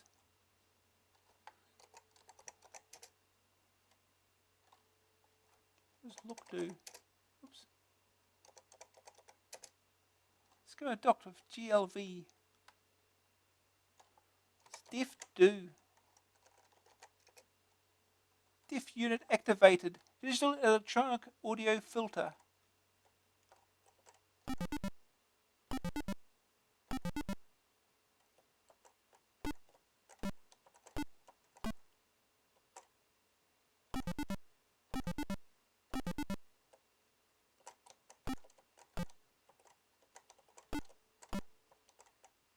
Password found. Entry achieved. Oh. Whatever. It's like Simon. Okay, here we go. Did you read sun?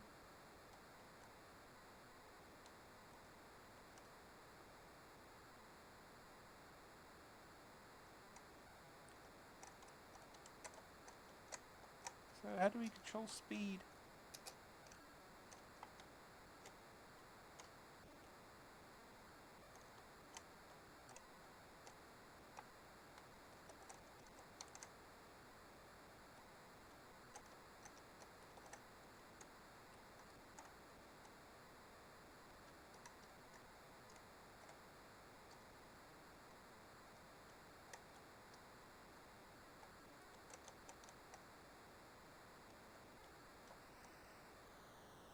Oh, up and down speed.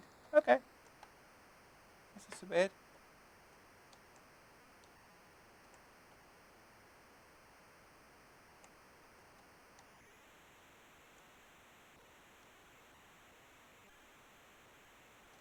Four missiles, 4 bombs.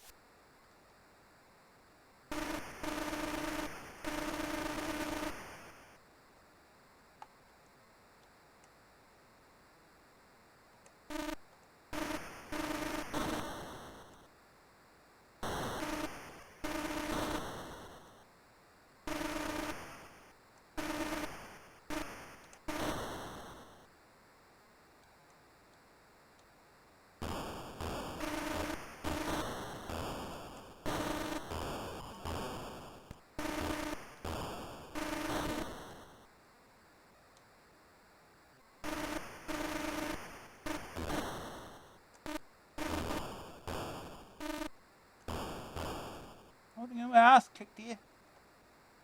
Oh, destroyed! Well, that's going well. But anyway, we'll move on. This is something that might take a while to get into, I think. Let's move on.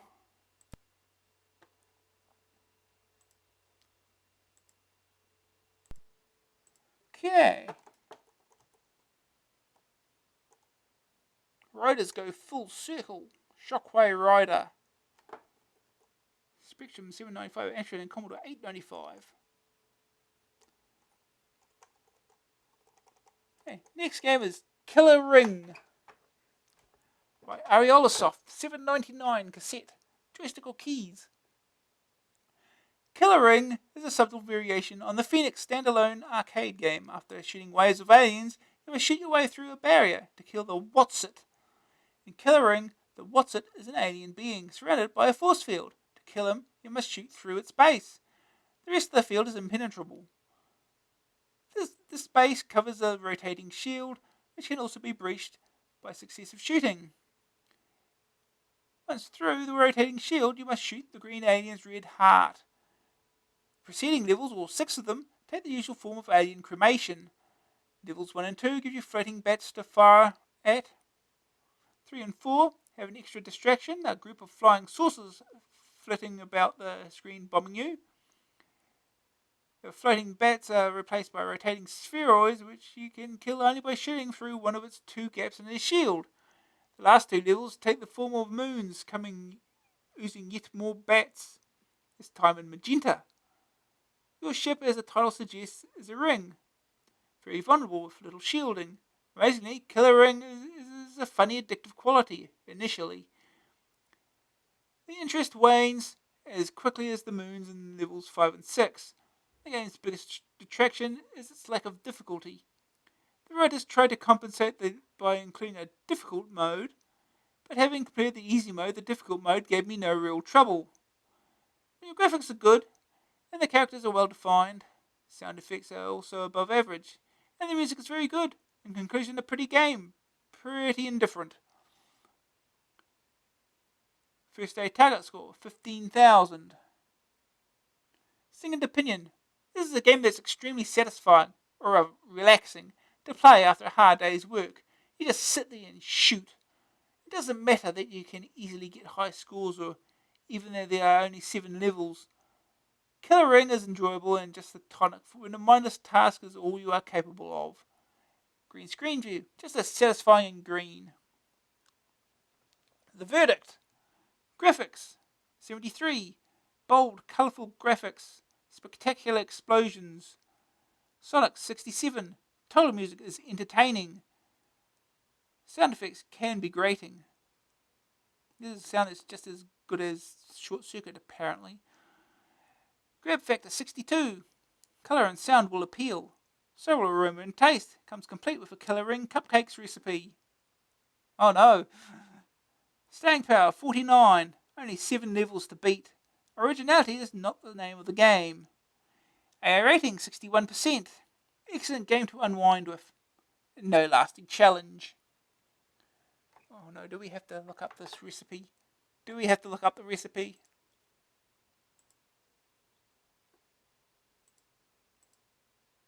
Let's see if we can find the recipe. This is going to be fun.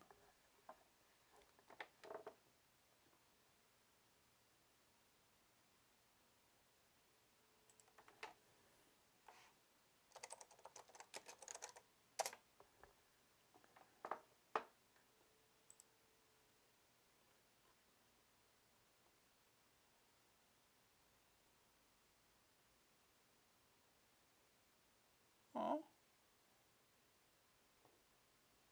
No instructions. Boo. Just yeah. Let's check elsewhere. Hope someone scanned this recipe.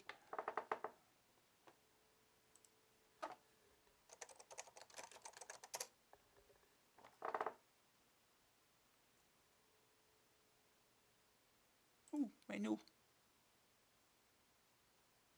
Oh, here we go. Yeah, here we go.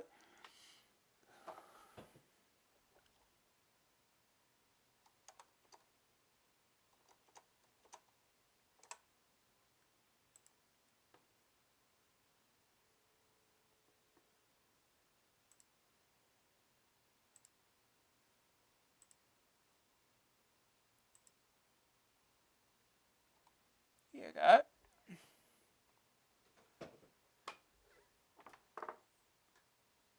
K-ring cupcakes. 1/3 cup shortening. Oh, great. Good for you. 2 cups sifted cake flour. 1 cup sugar. 2 teaspoons baking powder. 3/4 teaspoon of salt. That's a lot of salt. 3/4 cup of milk. 1 unbeaten egg. 1 teaspoon of vanilla. Stir shortening just to soften. Sift in dry ingredients. Add 1/2 of the milk and the egg. Mix until all flour is dampened. Then beat vigorously for 2 minutes. Add remaining milk and vanilla. Beat 1 minute longer. Fill paper-lined cupcake pans 1/2 full. Bake in moderate oven, 375 degrees, 25 to 30 minutes. Makes 18 to 20 cupcakes. Fahrenheit temperatures. So yeah, you make cupcakes.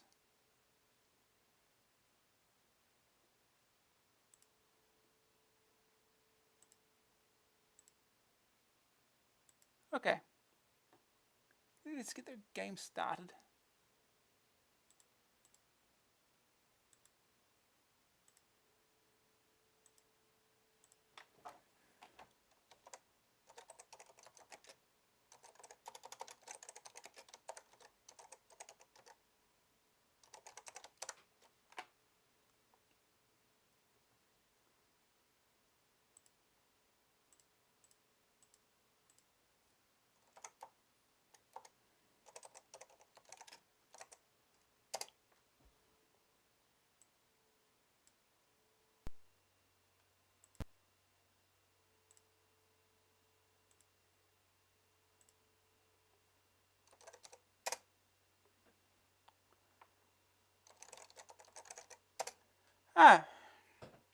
Colouring by the Byte Engineers Reactor.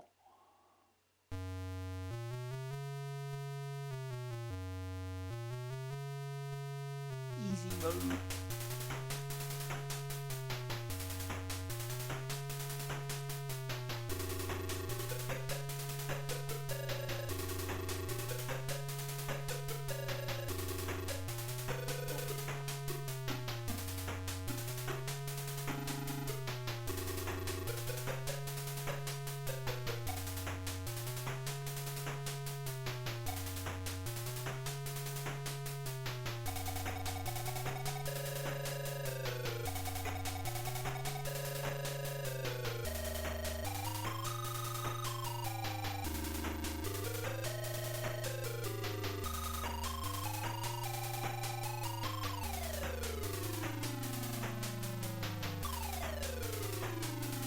I think I prefer the music in short circuit personally. That isn't that bad.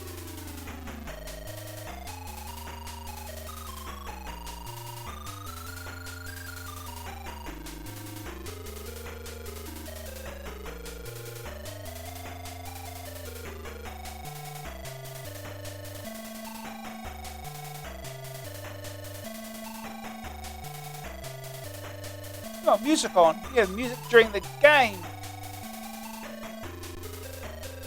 Yeah, sound effects. And I shoot once, just like in Phoenix. One shot at a time. The laser.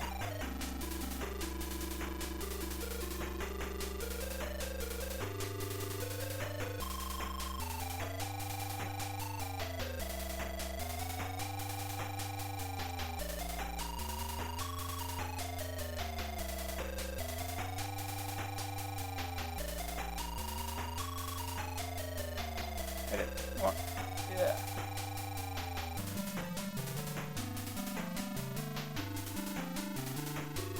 Come on. Tech Wave 2. You can fire 2 now, just like in Phoenix. 2 shots at once.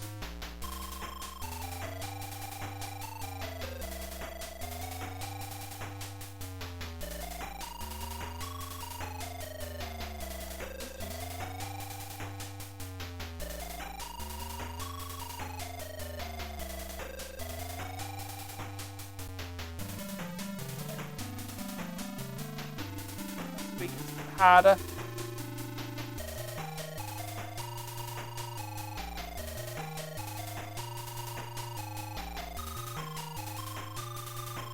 Plenty going on. Oh, Oh, that's a death.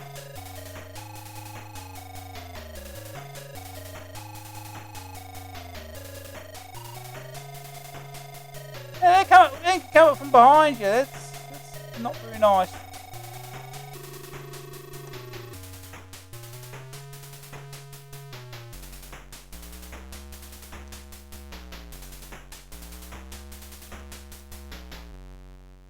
Oh, like that. That's mean. Easy, my ass. Again.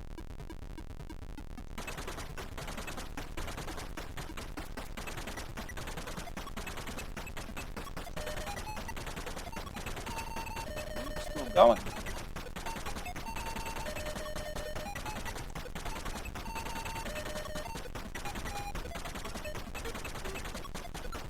At least I can move up.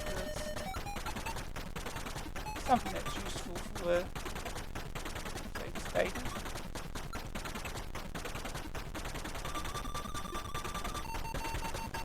Oh, you can shoot behind you as well. Okay. That's another thing. I didn't notice.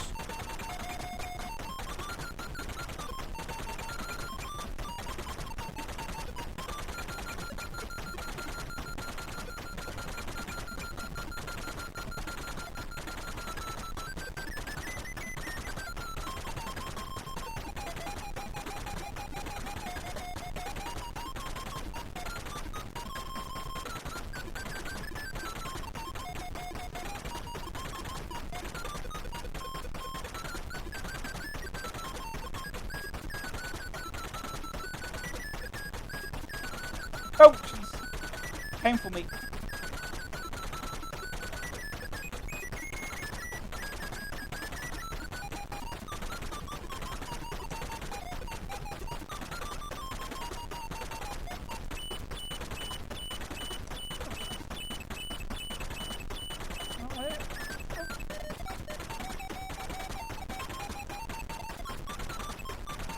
Thing.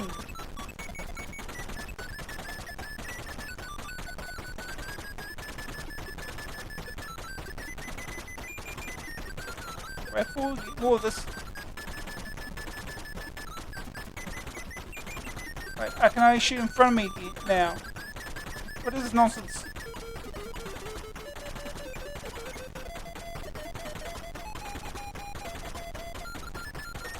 No!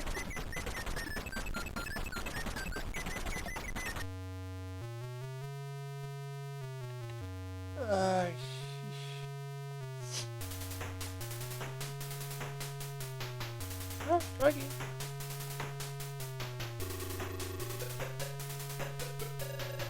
That'll make you weaker. The fourth status.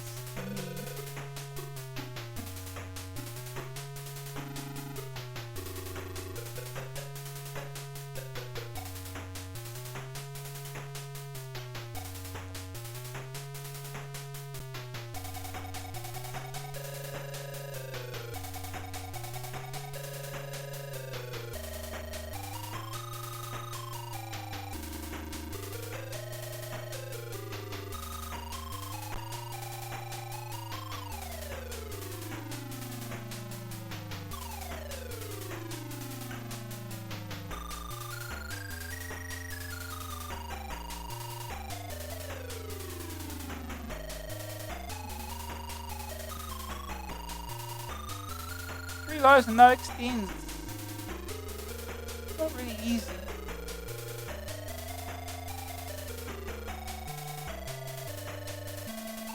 Gotta kill these two.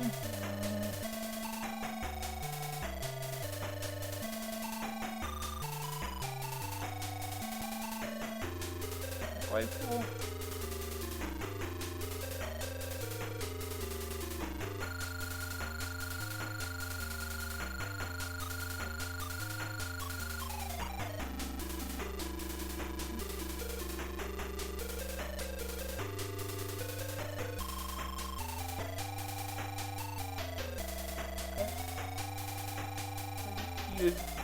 Okay, it's 5.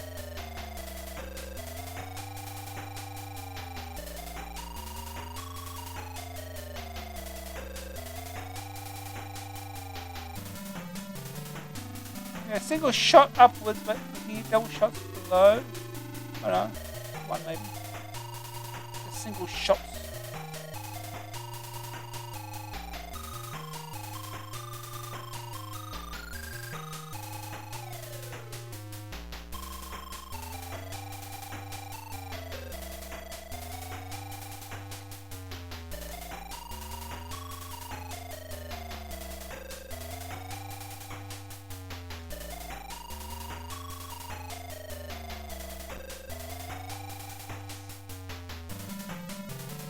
Back to double shots.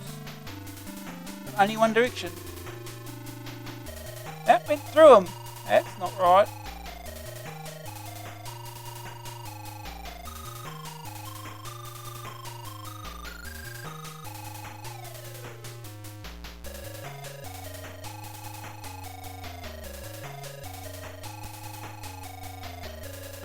Yeah, this is not based on Phoenix at all. Not at all. No.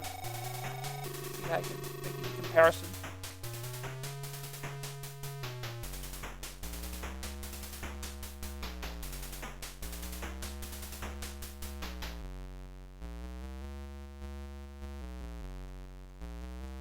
Yeah, she's really a lot.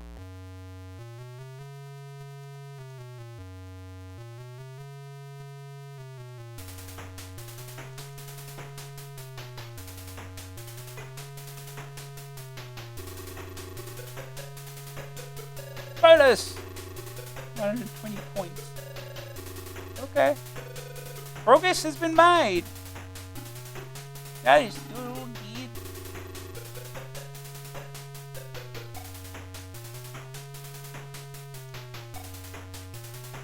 Yeah, the first day targets will expect you to finish the entire game. One whole loop.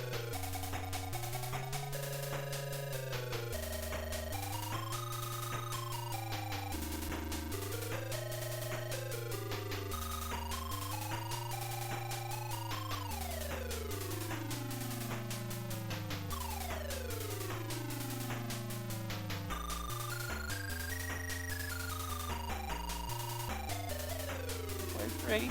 These are the hardest stages, 3 and 4.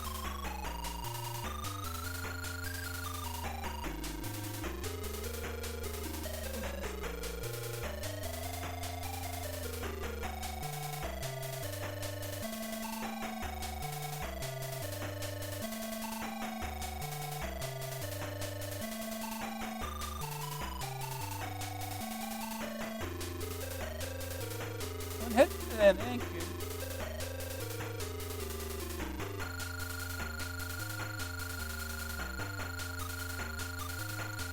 Ah.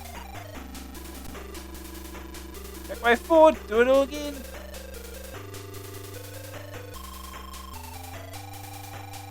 Oh jeez, you see that there? Must have extend at some point. Oh no!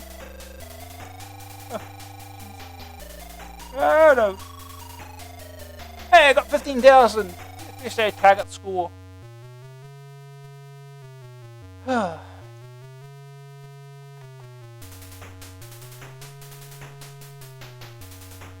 Okay, we'll move on.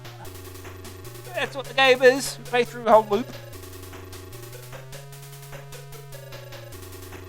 Alright, on to the next. Next game is Wibstars by A&F. 895 cassette, joystick keys. You play the part of Billy Wibstar, the entrepreneur. The plot is fairly simple. You have to collect items of computer hardware from the warehouse, chuck them in the back of your van, and take them to one of your local wholesalers. Thankfully, the game is actually a lot more complicated than that. The first part, loading a skip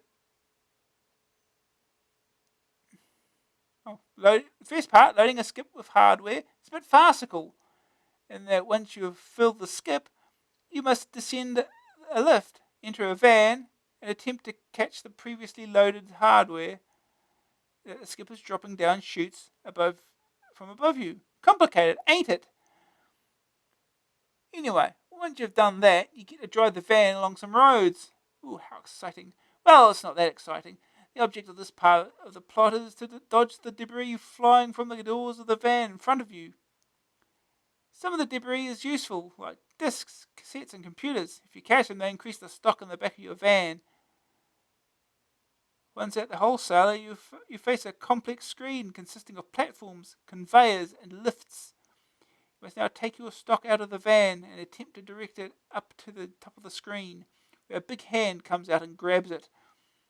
When you have delivered or have destroyed all the stock in your van, you must get back into it. If overall you have made a loss, the game ends.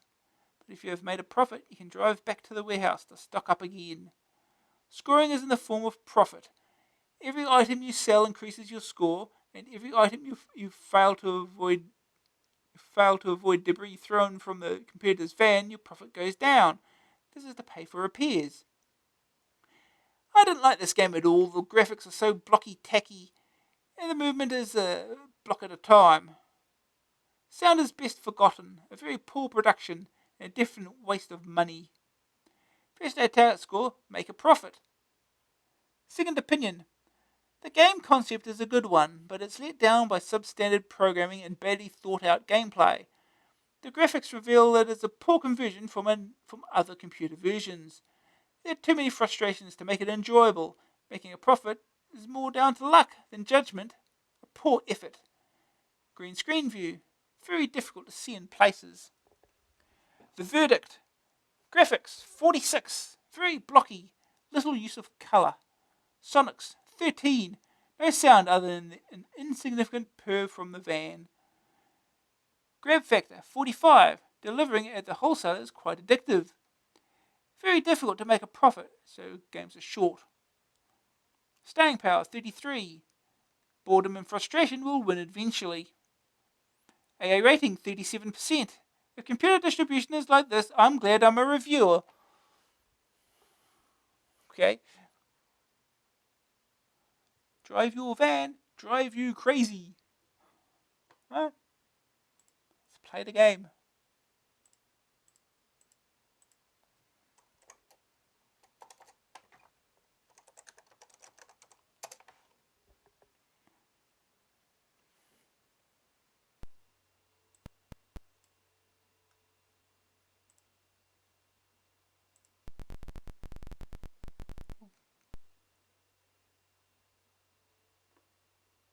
I know what happened here.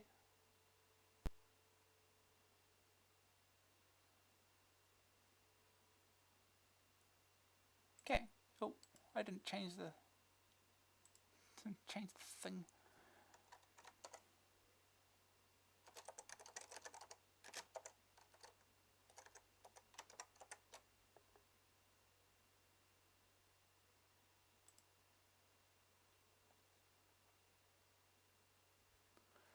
Alright. Off we go. Wibstars.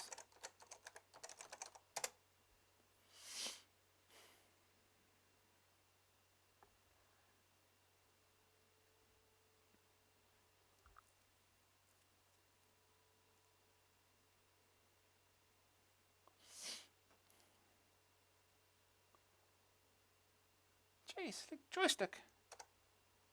Let's play game.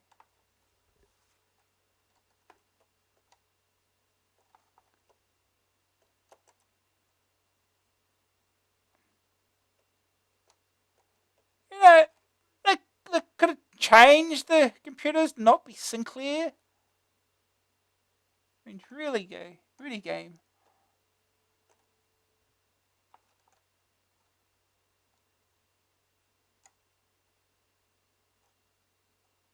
Yeah, not much sound here.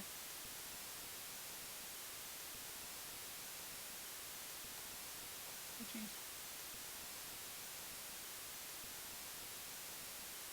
No idea what's going on. I dodge all this stuff. All the stuff that's falling out of the back of a van and left the doors open.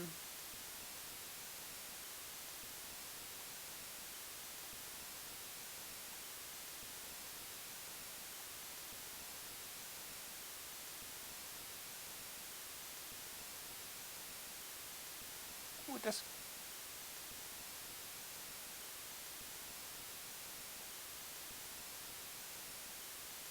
garbage. This is what a van sounds like, apparently. This.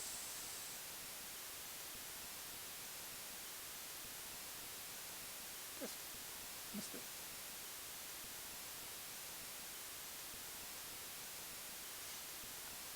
We've arrived. This is the weird bit. No idea what I'm doing at this bit.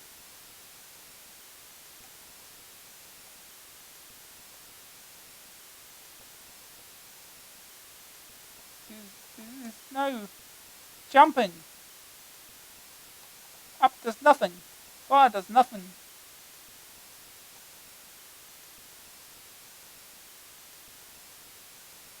Oh, use a slip, I suppose, here, don't I? Oh! Just punch it back.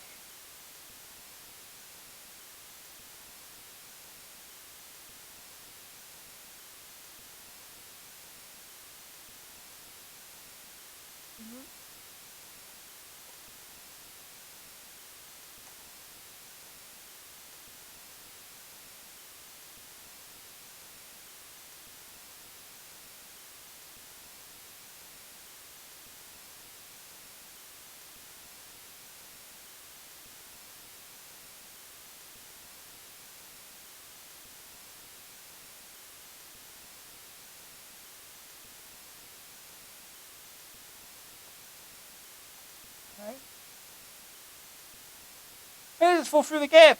I've got no jump. I have to push this button or something down here. I don't know what it's for.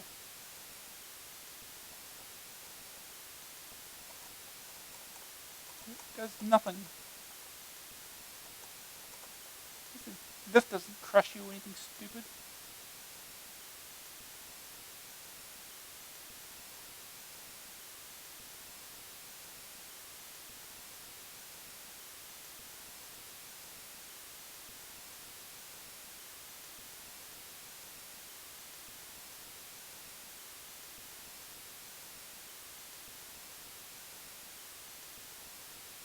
Oh.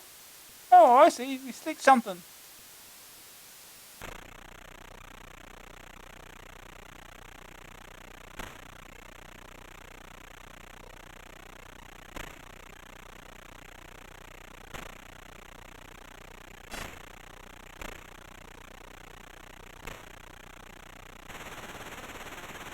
Oh. Oh. Push them. Oh. Oh.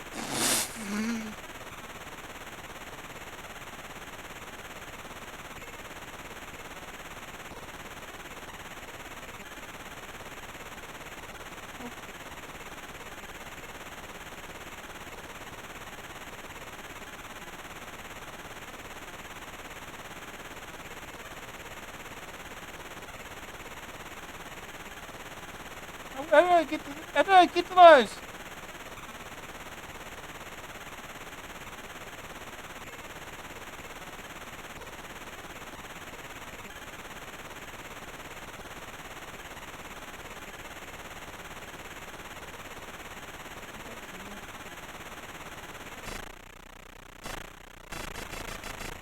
The sound effects.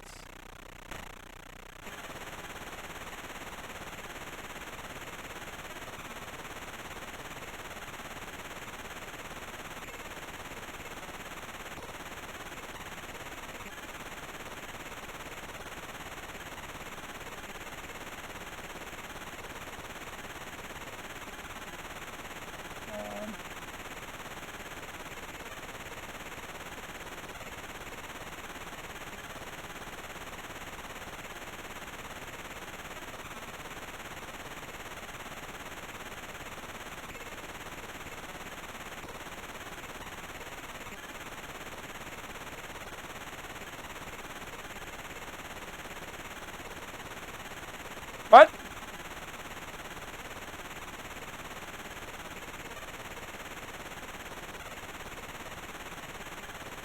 A loss of 82 pounds. Game over. I don't get it either. Can you shut that up now? Try it one more time.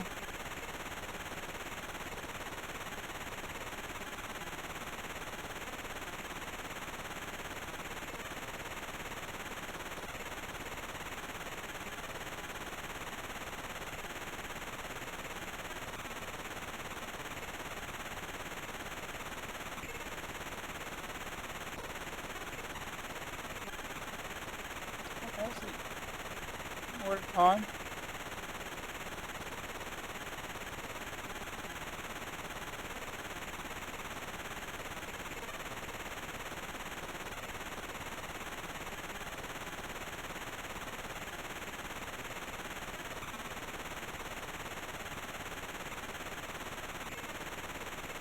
It's only worth £5 apparently. These are expensive cassettes.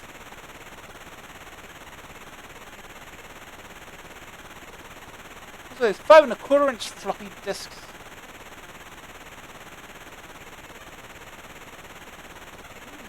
You have to listen to the sound all the time.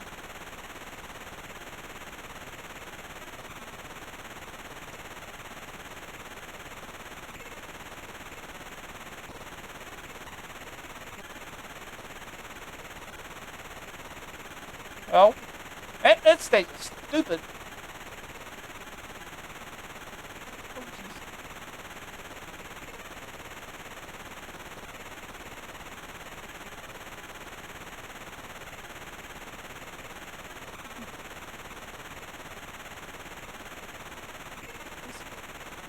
Oh. Oh no. Took the damage. Ow.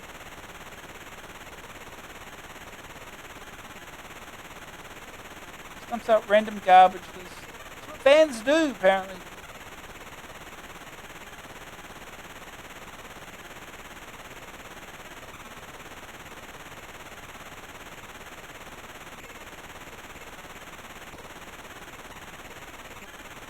It drives very erratically. So you can't move diagonally.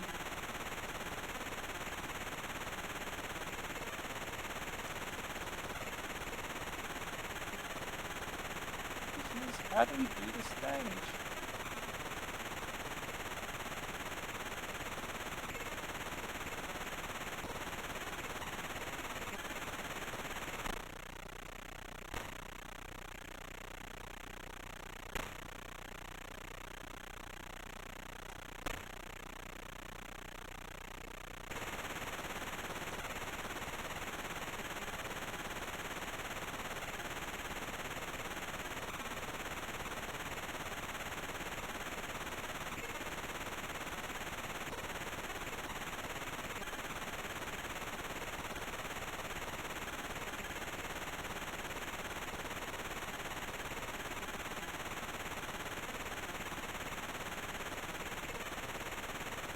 Oh no, that was it too.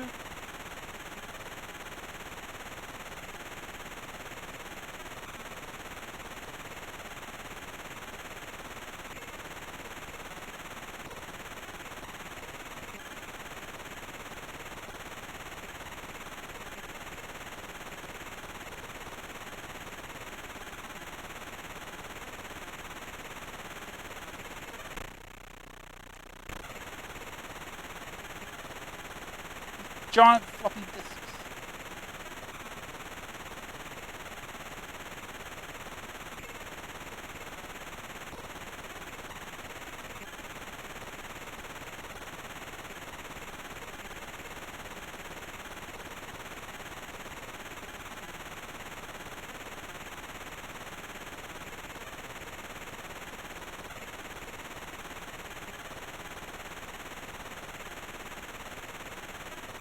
Oh!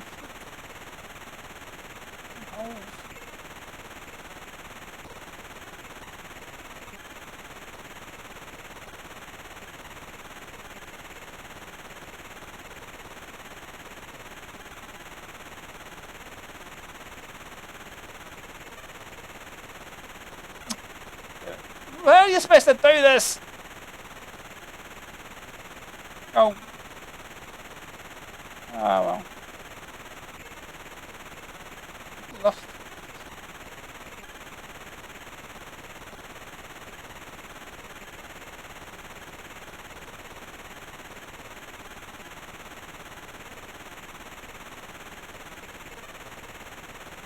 A loss of £287. Suck. Oh. We're done with this game.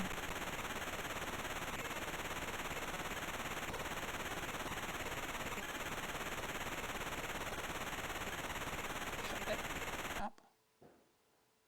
Someone's firing fireworks outside. Don't know why. Nothing to celebrate here. Okay. Next game. What time are we at? 20 past 10. Next game is Bombjack II by Elite. $8.95 cassette, $14.95 disc, joystick keys. The return of the leaping lunatic who was first seen jumping all over the screen, picking up bombs. Now he's back, and instead of grabbing bombs, he's after a much more lucrative prize, bags of treasure. Jack is still able to produce prodigious leaps, but in a much more controlled environment. You've got to get through over 40 screens, collecting 10 bags of treasure on each one. The screens are made up of a number of platforms floating around in the air on which the bags are placed. Also occupying some of the platforms are reptiles, who shuffle back and forth along them. In the background are some superb pictures that play no part in the action but look great. They include Stonehenge, the Taj Mahal, and the Sydney Opera House, all delightful views. You make your way around the platforms by jumping, but you just can't jump into the thin air. You can jump up or down to platforms above or below you, and you automatically jump when walking off the edge of a platform. There's another one at the same level to jump onto. This is a very easy system to get used to, sure, and allows you to zip around the platforms grabbing treasure at a great pace. After you've picked up the first bag of treasure, another one will start to flash. If you pick up all the flashing bags, a bonus life is awarded. If you manage only 6, 7 or 8 flashing bags, then you will gain a healthy bonus points. This is one of the game's most interesting points because the platforms are arranged so that it gets more and more complicated working out how to get the bags in the correct sequence. If you thought you were going to get away with being that simple, then you've got aliens who are going to make life hell for you. If you arrive on one of their platforms, they'll try to push you off it, losing your life. You can push back, of course, but you've only got limited strength available to do it with. You can also stab the aliens, but this has little effect. At first, dealing with the aliens is easy, but as time passes and you struggle to get the bags in the right order, the aliens mutate into stronger and faster moving forms. Eventually, they start jumping around the platforms themselves and at great speed. This poses you a dilemma on every level. Do you go for the bags in the right order, or risk the aliens getting you? Or do you get them quick and forsake the bonus score while they're still weak? It's a lot better than its predecessor, but you'll get the chance to find that out for yourself because Bombjack is given away free with it. The game is itself justifies the price, but with the original thrown in as well, you just can't go wrong. The graphics are superb, the gameplay fast and addictive, and surprisingly, you'll even have to think about things. First day target score, 30,000. Second opinion, Bombjack was good. Bombjack II is brilliant. Colourful, noisy, challenging, exciting. It's got all the ingredients of a winner. 40 levels of joystick-wrenching gameplay with interesting graphical backgrounds and bags of gold to collect. You even get Bombjack, the original, free. Don't pass this game by. Green screen view. No problems. The verdict. Graphics, 89. Superbly detailed backgrounds. Colourful, detailed characters. Sonics, 47. Just a few sound effects. Grab factor, 90. Working out how to complete levels is enormously addictive. Great control method and easy to play, if you say so. Staying power, 88. Lots of complicated levels. The addiction will wear off after a few days. AA rating, 91%. Bombjack given away free. You can't lose.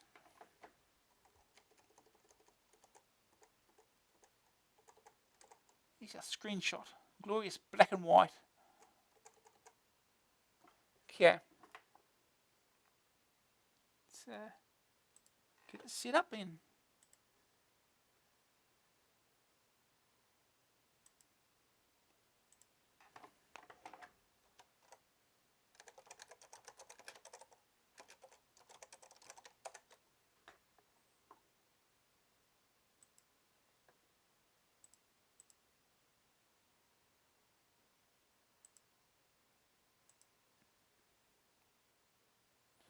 Hey, one day you know, and you got to find out what it is.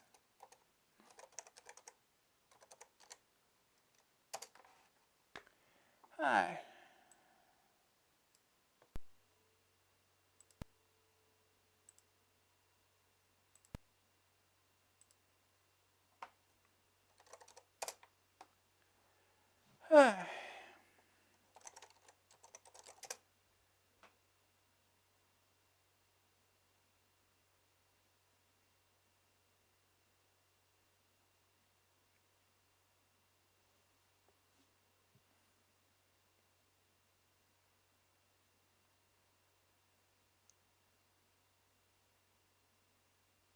Elite presents Bombjack II, copyright Tecmo, no, correct 1987 Elite, design and coding by Pip.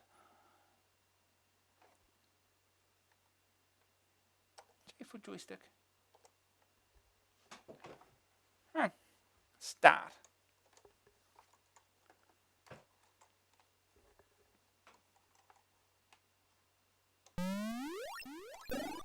Oh.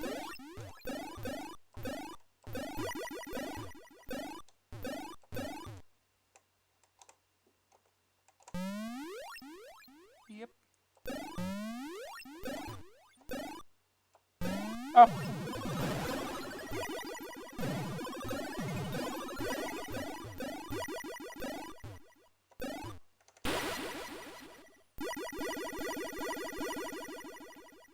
Terrible.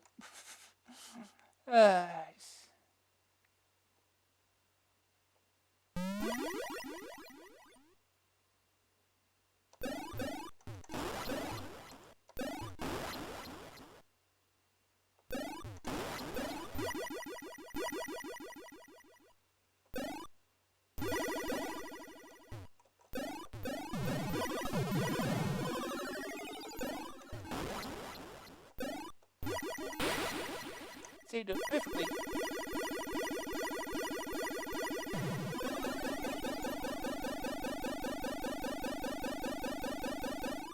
Nearly 30,000.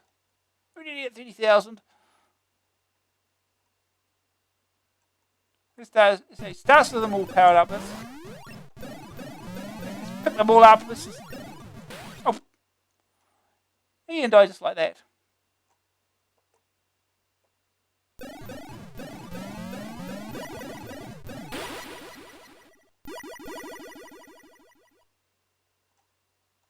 No bombs in this game, of course.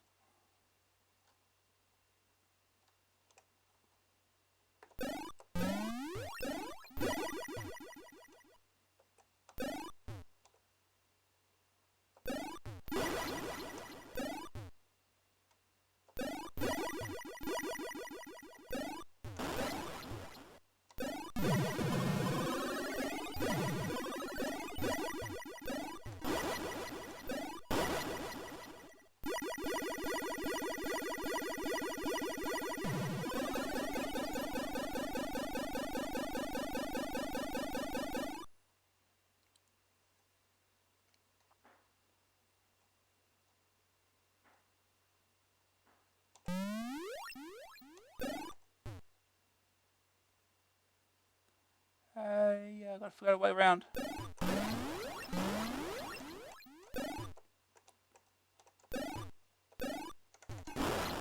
Oh, yeah, I just rewrote there.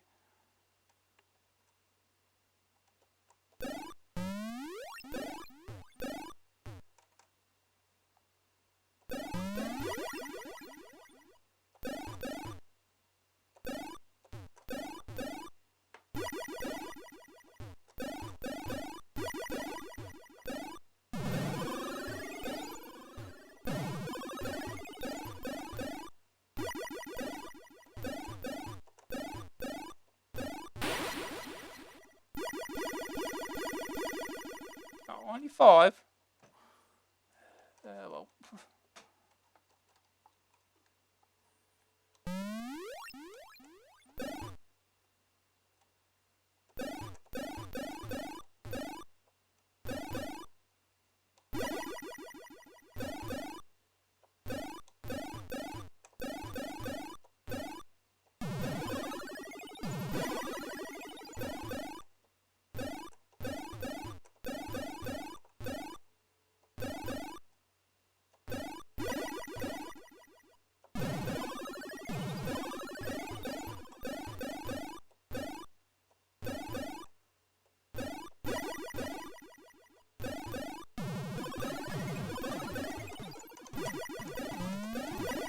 Right, get it.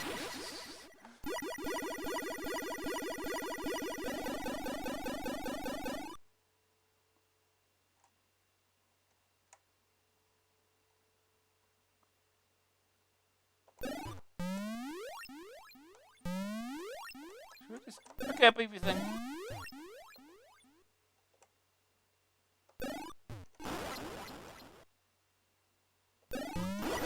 Oh, don't jump over there! Jeez.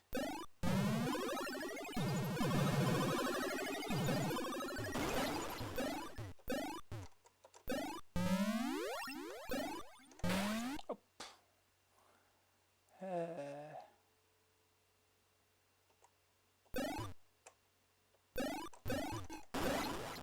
Don't jump there, you idiot! Damn it. Oh, that was badly timed. That game is over. 73,200. Not even the default high score. I think the first level would be easier than the second. Let's try it one more time.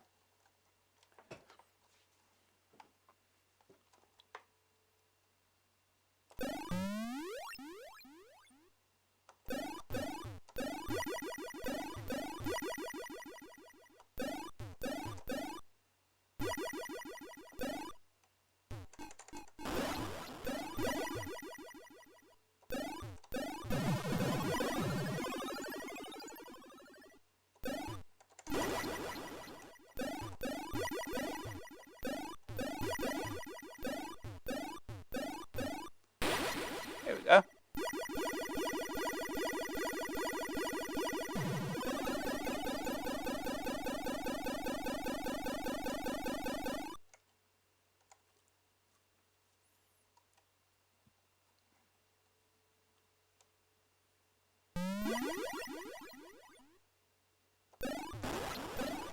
Oh! Ah!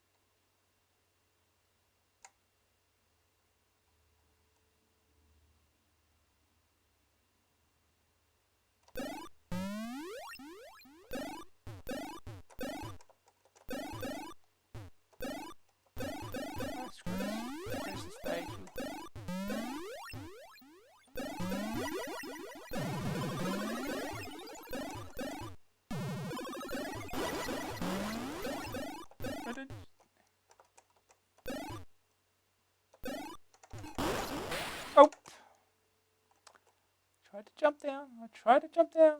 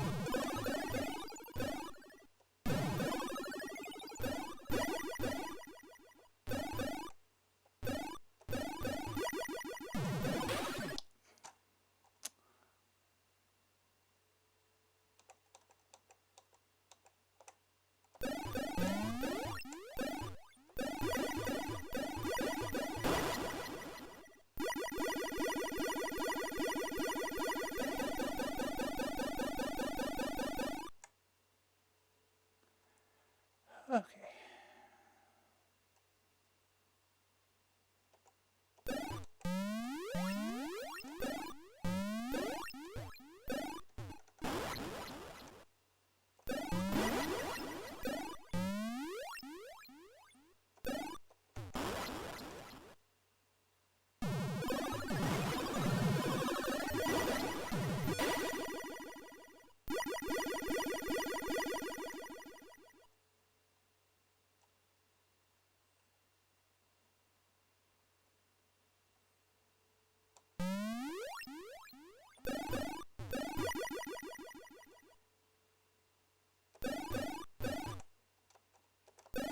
Oh, jeez. Let's go.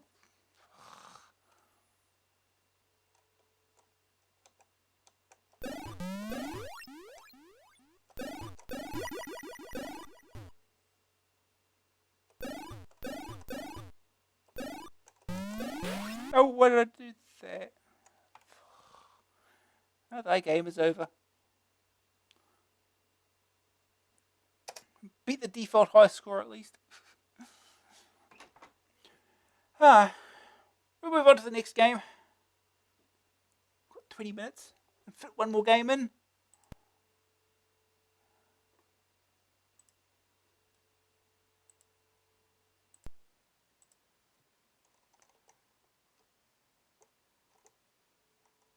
Next game is MGT by Loriciel. $9.99 cassette, $14.99 disc, joystick or keys. MGT is a futuristic arcade adventure from the French software house Loriciel, in the same format as the Nightmare series of games. You control the MGT, magnetic tank, around the Crystal Palace. The palace's many rooms are frozen because its life support system broke down when infiltrated by alien bacteria. There are two types of door connecting the rooms. The first type is an unguarded door, through which you may travel at any time. The other type is protected by a laser force field. To disengage it, you must shoot the control panel. There are different types of control panels, and you must shoot the one with the same symbol as displayed above the door. Inside the rooms are raised ice blocks. To get onto these, position the MGT over the lift pad and press fire. The longer you fire, the higher your MGT floats. Release the button and your MGT gently floats back down to the ground. In some rooms roam droids attempting to block your way. Contact with certain droids can be fatal. This is bad news because you've only got one life. This game has no more than average graphics and the occasional sound is poor. The task to be completed is difficult and will take a long time. I personally think the task is too hard, with too few incentives along the way. The nouveau music is delightful, but has little variation. MGT has little lasting appeal and is poor value for money. First day target score. Explore 15 rooms. Second opinion. I disagree with CB on this one. I liked it. The sliding and inertia of the tank is a novel feature. And although the puzzles arrive early on, I don't think they're too tough. My only disappointment is the similarity to Backtron. but this is mostly graphical and not in the gameplay. It has some nice features and problems that are worth a look. Green screen view. The icy rooms are cold and clear. The verdict. Graphics 71. Good 3D representation and fast sprite movement. Little variation in characters. Sonics 53. Very nice nouveau musique. Sound effects lack any excitement, even at 50 watts. Grab factor 57. Initial aspects are intriguing. Not enough easy locations to view. Staying power 68. A lot of locations to look through. Too difficult to get anywhere. AA rating 64%. Has similarities to Backtron.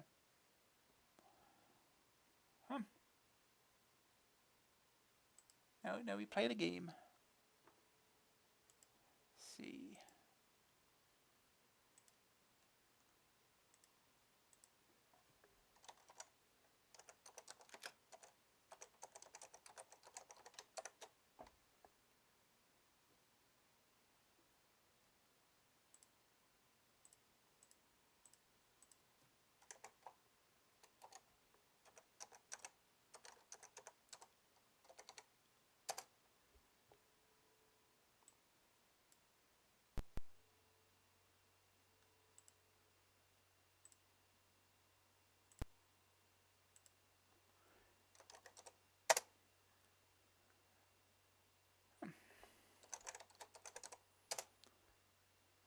Here we go.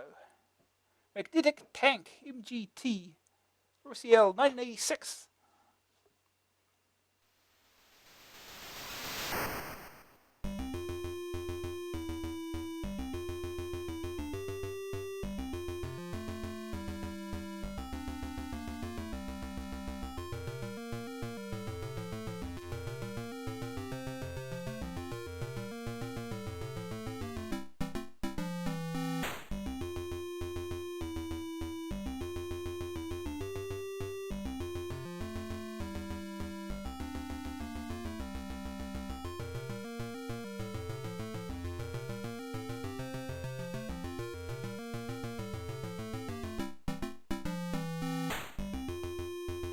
Okay.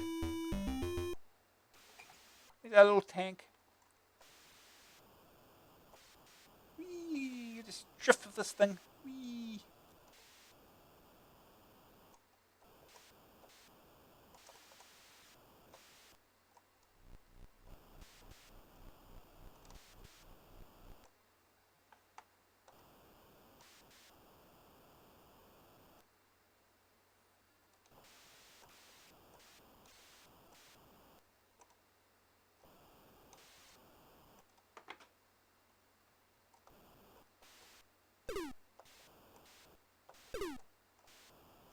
Might as well shoot the other one too, I guess. I mean, why not? Oh, that's a lift.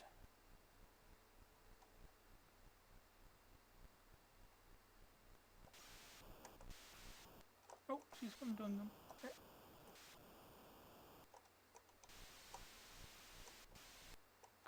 These controls are weird sometimes.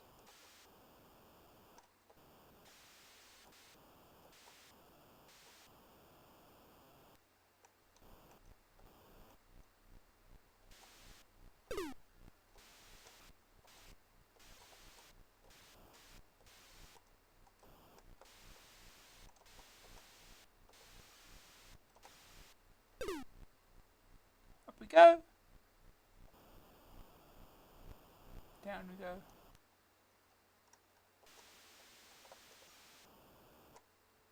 Don't fall any of these gaps. That's what I did in practice. Can't get out.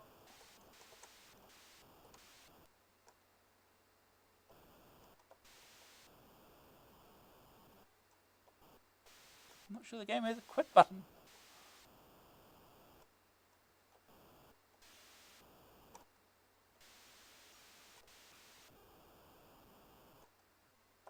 Oh.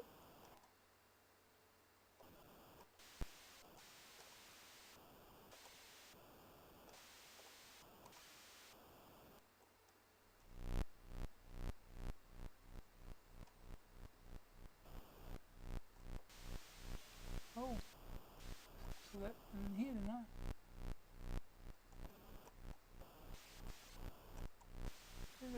Oh, you can't get back out, huh? Can't get back out, huh? It's gonna kill me.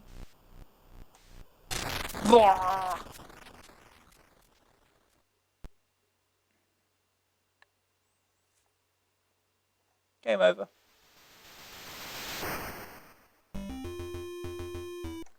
Let's try again. This way.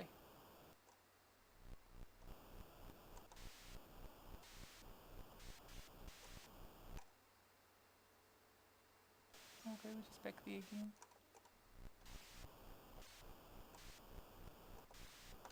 Careful.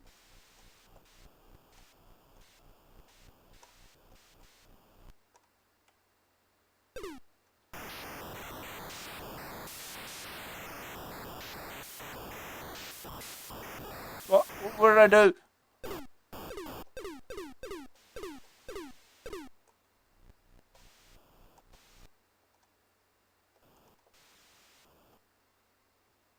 Well, I can't go through that door, so...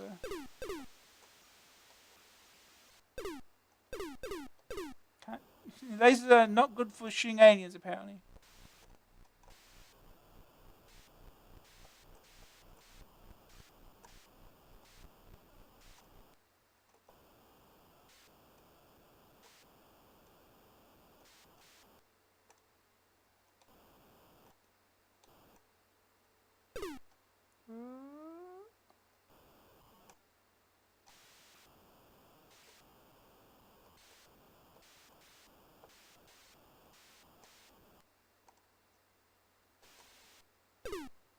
Okay, just open that other door.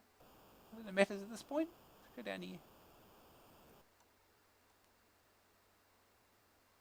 Bubbles! Bet they're deadly.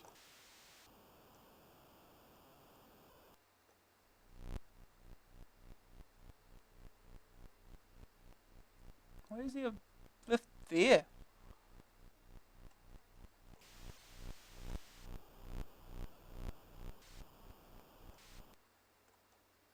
Oh, nothing here.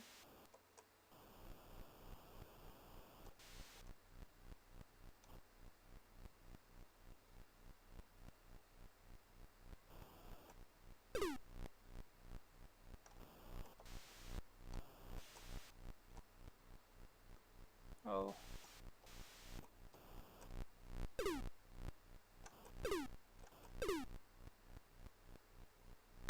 Oh, yeah, of course it hits you.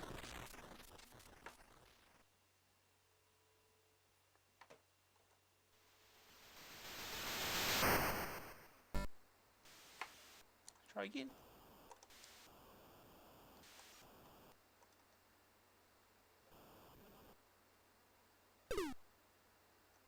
Oh, gotta be quick. Okay.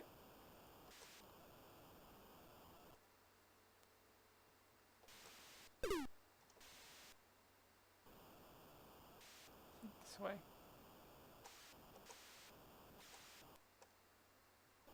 Why are you back here?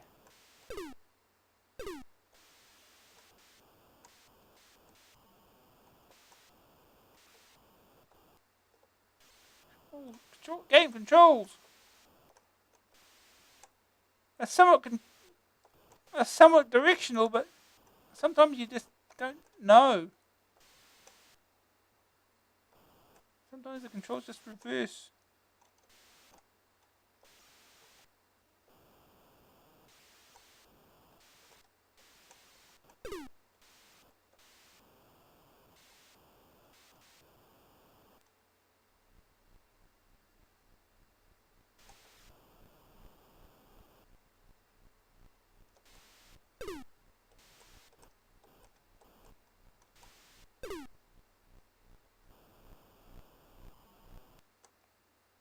Let's try not to get stuck in here. Oh, careful, careful. Okay.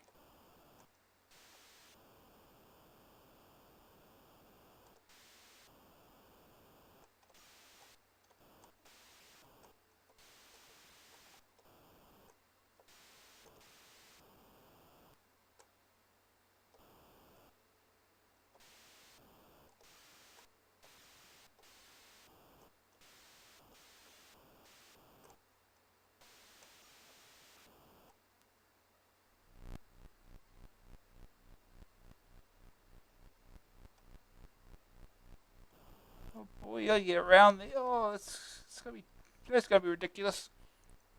In a game you only get one life in.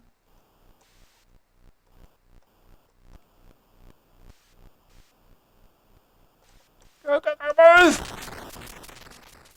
Oh, just bumps his head in the corner and just. No, I'm not going any further.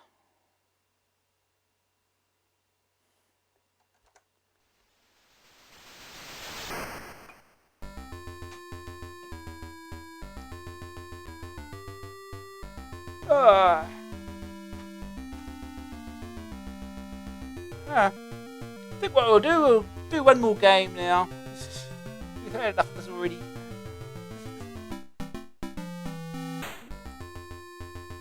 One more game. Next game is Warlock. By The Edge. $8.95 cassette, $14.95 disc, twistable keys. This looked a little familiar at first, and indeed it does have a graphical similarity to The Edge's last game, Pelotron. That's where the similarity ends, unfortunately, because Pelotron was a better game. Not that Warlock doesn't have plenty to offer. The game takes place in an isometric 3D castle, where you are the evil Warlock, trying to repel the forces of good by finding your orb of power. The ponderous orb. If you can find that, you can go and do some serious GBH on the Lord of Light, who's causing all the good guys to pop up in your castle. You have to descend to the caves below the castle to find the orb, and then return to the top of the castle where the LOL is. You can be in one of three guises: the Warlock with lots of magic power but no might, a Goblin with a bit of both, or a Troll with a lot of might but no magic. Each is suited for different sections of the castle. You get between floors using trapdoors and pentagrams and walk through doorways to change screens. On the way there are many objects and obstacles. Objects include food for strength, magical items, and keys to unlock doors. The many adversaries include fair maidens, gallant knights, and monks, all of whom chase you. These are static hazards as well. The gameplay is fairly simple stuff, complicated only by the changes of appearance and powers. What is annoying is the control. It can be awkward, particularly in tight spots. An excellent game to look at, but not that inspiring to play. First aid target score 20,000. Second opinion. I always thought fair maidens were present purely for rescuing or whisking away. Not so in Warlock. They kill you. Oh well, I'll just have to look elsewhere. This is a pleasant game in every respect. Graphics, sonics, and gameplay are top class. There are some humorous touches you will undoubtedly encounter. Suffice to say that in certain circumstances, there will be laughter above you. Green screen view. Some rooms lose definition. The good, the bad, and the attractive graphics. The verdict. Graphics 78. Great use of colour to create atmosphere. Detailed, interesting characters. Sonics 58. Total tune and some nice effects. Grab factor 66. Addictive to map and explore. Controls awkward in places. Staying power 64. Plenty of castle to get through. Mostly exploring and little adventuring. AA rating 64%. Nice changeling feature. Otherwise lacks originality. Alright. Now let's play Warlock.